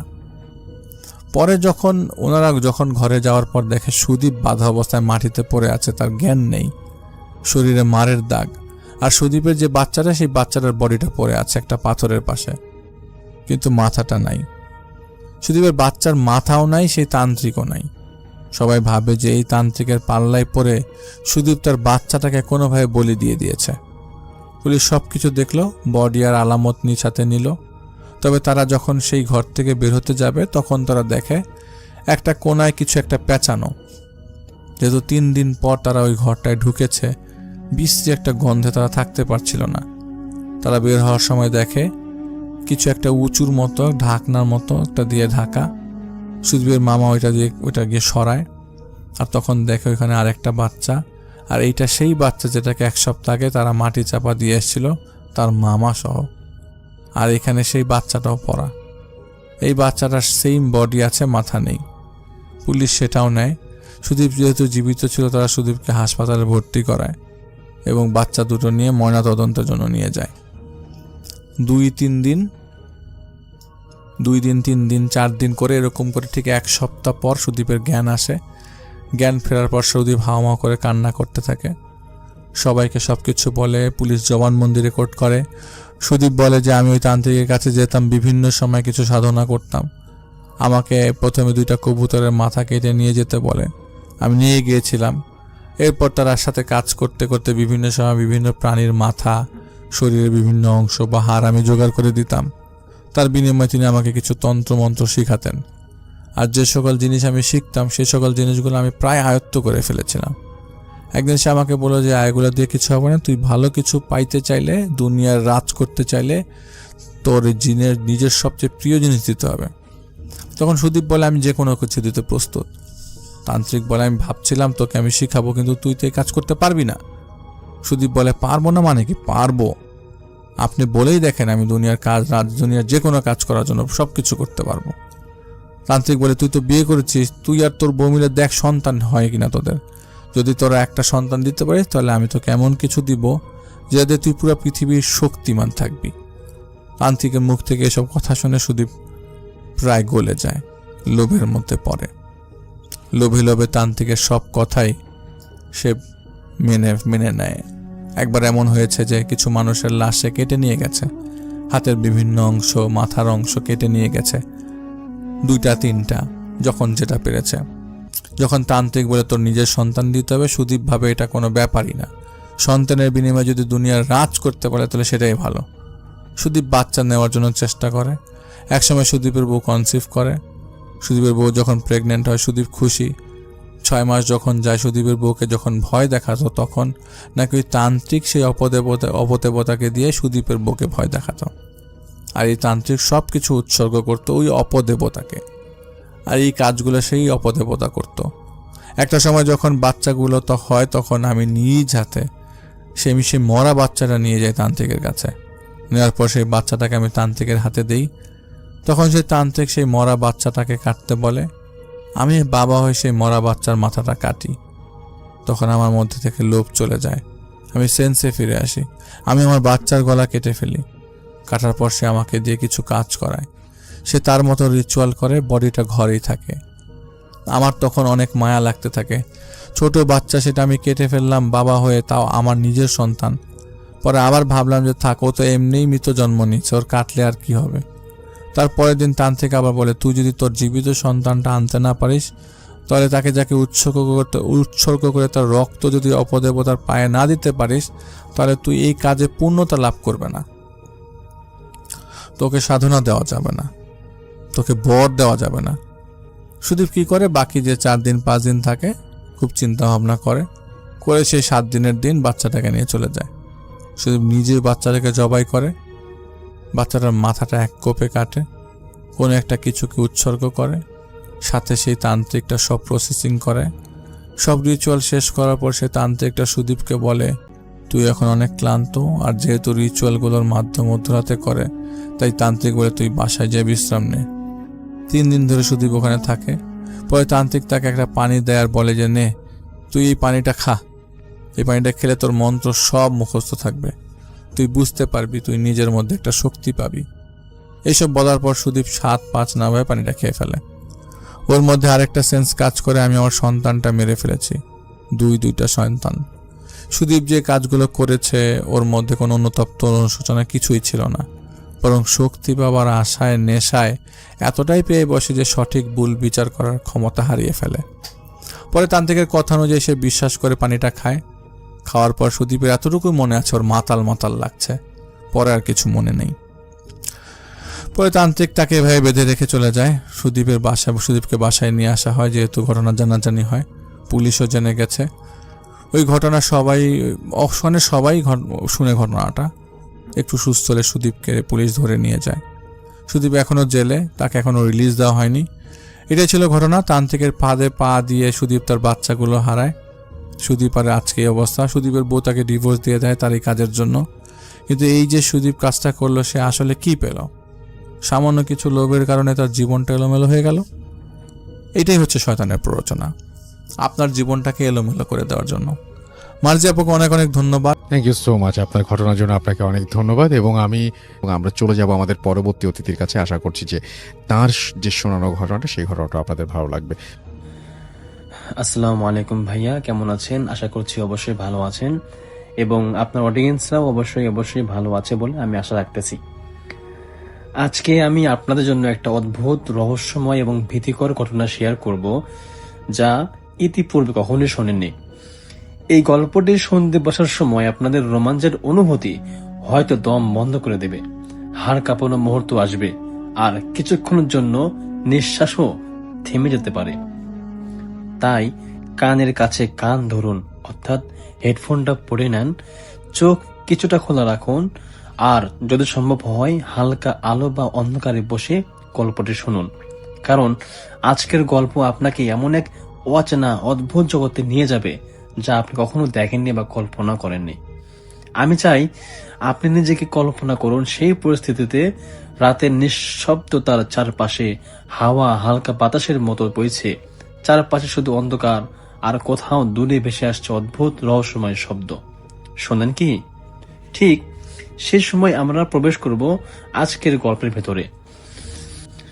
আপনি হয়তো ভাবতেছেন, এটি কি শুধু কল্পনা, নাকি গল্প, নাকি সত্যিই ঘটেছে?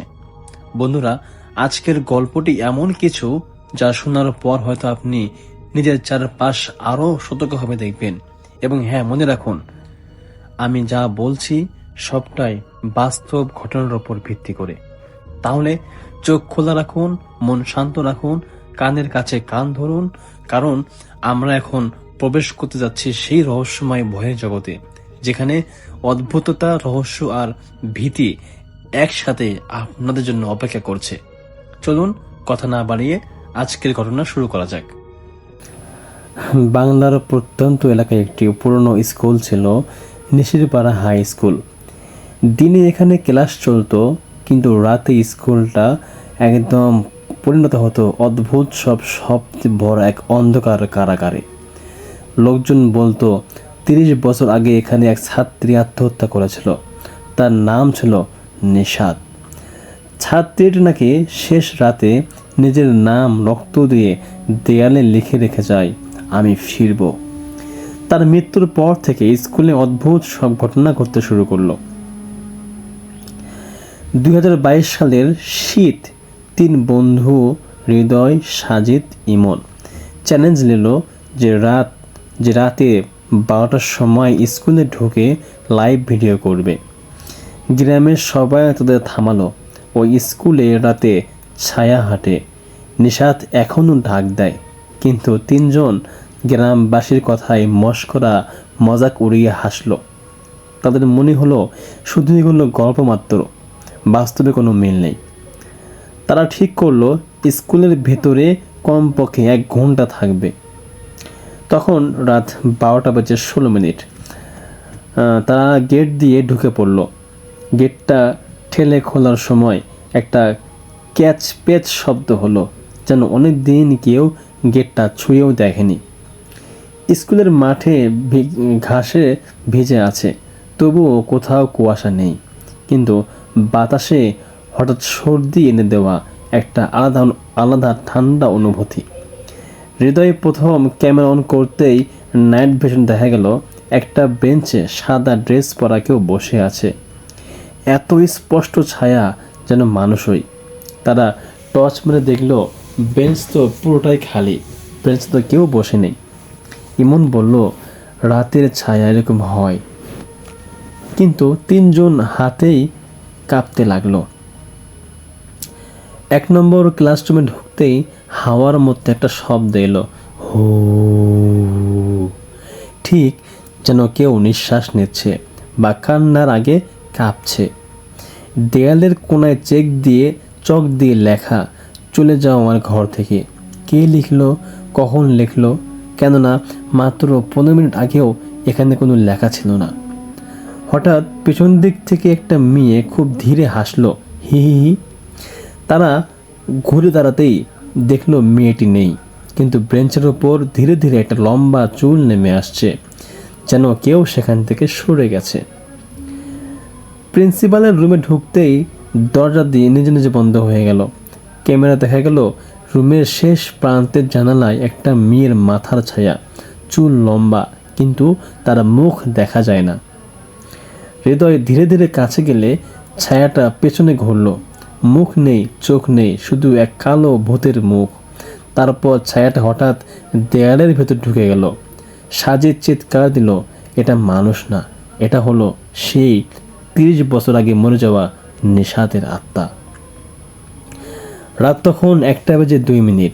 যে স্কুলে 30 বছর ধরে বন্ধ, তার ঘন্টা হঠাৎ টিং টিং করে বাজতে শুরু করলো। ঘন্টার শব্দে বেঞ্চগুলো কাঁপতে লাগলো। ব্ল্যাকবোর্ডে চকের লেখা নিজে নিজে মুছে গেল। তারপর লেখা শুরু হলো, আমার সাথে এসো, ক্লাস শেষ হয়নি এখনো। ইমন দৌড়ে পালাতে দিতে চাইল, কেউ তার হাত চেপে ধরলো। হাতটা ঠান্ডা, বরফের মতো। ইমন চিৎকার করে বলে, আমাকে কেউ ধরে রাখছে, কেউ আছে রে? কিন্তু ক্যামেরায় কিছুই দেখা যাচ্ছে না, শুধু ইমনের হাত বাতাস চেপে ধরা। তারা পালাতে গিয়ে ভুল করে স্কুলের নিষিদ্ধ করিডোরে ঢুকে গেল, যে করিডোরের শেষে একটা লাল দরজা। লোকজন বলে নিশাতের ঘর। দরজাটা নিজে নিজে খুলে গেল। ভেতর থেকে একটা সাদা ছায়া বের হয়ে গেল। মেয়েটির লম্বা চুল মাটিতে টেনে যাচ্ছে, চোখ দুটি পুরো সাদা, আর তার মুখে কোনো ঠোঁট নেই, শুধু রক্তের দাগ। সে বলল, আমার গল্প তোরা শেষ করিস না কেন? তখন 3 বন্ধু বুঝলো এই স্কুলের গল্প আজও শেষ হয়নি। ছায়াটা ধীরে ধীরে উড়ে এসে তাদের চারপাশে ঘুরতে লাগলো। তোরা আর বের হতে পারবি না। হৃদয়ের ক্যামেরা পড়ে গেল। ফুটেজ শেষে দেখা যায় মেয়েটি ক্যামেরার সামনে এসে মাথা কাত করে তাকাচ্ছে। তারপর সব কিছু অন্ধকার। পরদিন স্কুলে শুধু 3 জনের মোবাইল আর ক্যামেরা পাওয়া গেছে, কিন্তু 3 বন্ধুর আর কোনো চিহ্নই বা নামগন্ধও নেই। 3 বন্ধু নিখোঁজ হওয়ার পর গ্রামবাসীরা সিদ্ধান্ত নিল স্কুলটা ভেঙে ফেলবে। সকাল 10টায় মিস্ত্রি জামাল উদ্দিন হাতুর মারতেই স্কুলের দেয়াল থেকে বের হয়ে গেল একটা অদ্ভুত গন্ধ। মিশে আছে পোড়া কাপড় আর পুরনো রক্তের গন্ধ। হাতুড়ি দ্বিতীয়বার মারতেই দেয়ালের ওপর থেকে ঝরে পড়ল একটা মেয়ের চুলের গোছা। জল ঝরছে ঠিক যেন সদ্য কাটা। জামাল ভয় পেয়ে পিছাতে চাইল। বাতাসে হালকা করে একটা ফিসফিস, থামো, এটা আমার ঘর। জামাল থর থর করে কাঁপতে লাগলো। তারপর সবাই দেখতে পেল জামালের চোখ উল্টে গেল আর সে মাটিতে পড়ে গেল। তার বুকের উপর নখ দিয়ে আঁচড় কাটার লেখা নিষাদ। গ্রামবাসী বুঝে গেল এই স্কুলটা ভাঙ্গাও যাবে না। সে রাতেই পুরো গ্রামে একটা অদ্ভুত সব ঘটনা ঘটতে শুরু করলো। লোকজন দেখে ছাদের উপর দিয়ে লম্বা চুলওয়ালা মেয়ে ছায়া হাঁটছে। স্কুলের গেটে নিজে নিজে খুলছে। রাতে চারদিক ঘুরে বেড়ানোর বাচ্চাদের কান্না, আর রাস্তায় দাঁড়িয়ে থাকা সাদা পোশাকের মেয়েটি যার মুখ দেখা যায় না। এক বৃদ্ধ বলল, ও নিষাদ না, ও হচ্ছে ওর ছায়া। কারো মতে নিষাদ জীবিত মানুষ ছিল না, সে ছিল এক অদ্ভুত সত্তা যা মৃত্যুর পর আরও শক্তিশালী হয়ে উঠেছে। 3 বন্ধুর ক্যামেরা পুলিশ নিয়ে যায়। ফুটেজে শেষে 20 সেকেন্ডে যা দৃশ্য দেখা যায় সেটা পুরো গ্রামবাসীকে কাঁপিয়ে তোলে। করিডোর অন্ধকার, হৃদয় সাজিদ ইমন দৌড়াচ্ছে। হঠাৎ পেছন থেকে একটা মেয়ের কণ্ঠ, থামো, তোদের ক্লাস তো এখন শুরু। তারপর নাইট ভিশন ক্যামেরা দেখা গেল একটা মেয়ের মুখ পুরো সাদা, চোখ দুটো কালো, মুখে কোনো ঠোঁট নেই। সে ক্যামেরা খুব কাছাকাছি এসে বলল, তোরা 3 জন থাকিস। তারপর ফুটেজ পুরোপুরিভাবে কালো হয়ে গেল। কিন্তু সবচেয়ে ভয়ঙ্কর বিষয় হলো ফুটেজের শেষে ফ্রেমে কোনোভাবে ব্যাকগ্রাউন্ড অডিওতে এমন সাজিদ হৃদয়ের শেষ চিৎকার ধরা পড়ে, ওরা ওরে নিও না, ওরে নিও না। আর তারপর সবাই চুপ, একদম স্তব্ধ হয়ে গেল।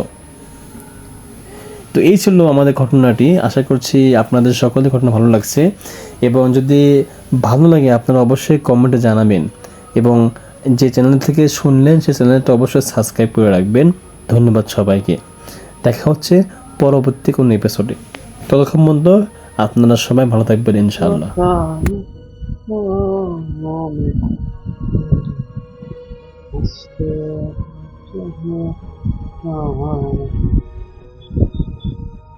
ধন্যবাদ প্রিয় লিসেনার, আশা করি সবাই ভালো আছেন, সুস্থ আছেন, ভালোর দলে আছেন। আপনারা যারা যারা আমাদের ভূত এফএম পছন্দ করেন তাদেরকে অসংখ্য ধন্যবাদ, এবং অনেকেই আমাদেরকে কমেন্ট করছেন যে ভাইয়া আপনাদের ঘটনাগুলো আমাদের খুবই বেশি ভালো লাগে। তো যারা যারা এরকম ভাবে মন্তব্য করছেন, আসলে অন্তরের অন্তঃস্থল থেকে তাদের ভালোবাসা ও অভিনন্দন।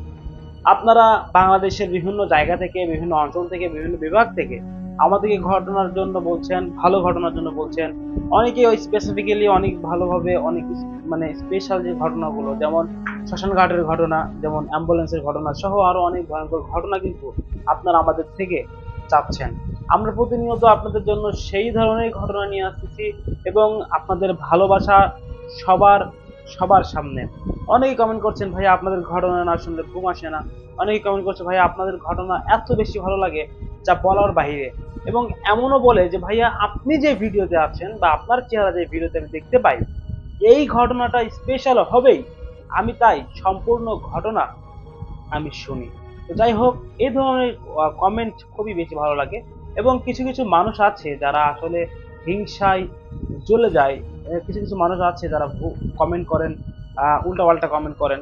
আমি ওদেরকে মানে বলতে চাই যে ভাই, তোমাদেরকেও আমি খুব বেশি ভালোবাসি। আমি বিষয়টা বলি, আমরা ভূত এফএমকে অনেক দূর পর্যন্ত নিয়ে যাওয়ার অপেক্ষায় আছি বা চেষ্টায় আছি। আমরা অনেক দূর পর্যন্ত নিয়ে যাব এই ভূত এফএমকে। ভূত এফএম কিন্তু আমাদের মাঝ থেকে বিলুপ্ত হয়ে গিয়েছে, কিন্তু একটা সময় ভূত এফএম আমাদের খুব বেশি প্রিয় এবং আমাদের খুব ইমোশনালের একটা সাইড ছিল। তাই ওই সাইডকে বাস্তবায়নের জন্য, টিকিয়ে রাখার জন্য, ধরে রাখার জন্য আমরা কিন্তু এই ধরনের উদ্যোগ নিয়েছি। তাই ভাইয়া, যারা যারা আমাদের পছন্দ করেন না, তারা আমরা ভালোবাসা দিয়ে বলতে চাই যে আপনারা অন্য কোনো চ্যানেল দেখতে পারেন, কিন্তু যারা আমাদেরকে ভালোবাসে তারা অবশ্যই বোঝে বহুত এফএম কি, আর তাদের পুরনো স্মৃতিচারণের জন্য আমি সর্বদাই আছি এবং আনন্দ দেওয়ার জন্য আমি সর্বদাই আছি। সবাই ভালো থাকবেন, সুস্থ থাকবেন। দেখা হচ্ছে নেক্সট কোনো ঘটনায়। আগামীকালকে অবশ্যই দেখা হবে রাত 10টায়। যাই হোক, সে পর্যন্ত সবাই ভালো থাকুন, সুস্থ থাকুন। আসসালামু আলাইকুম।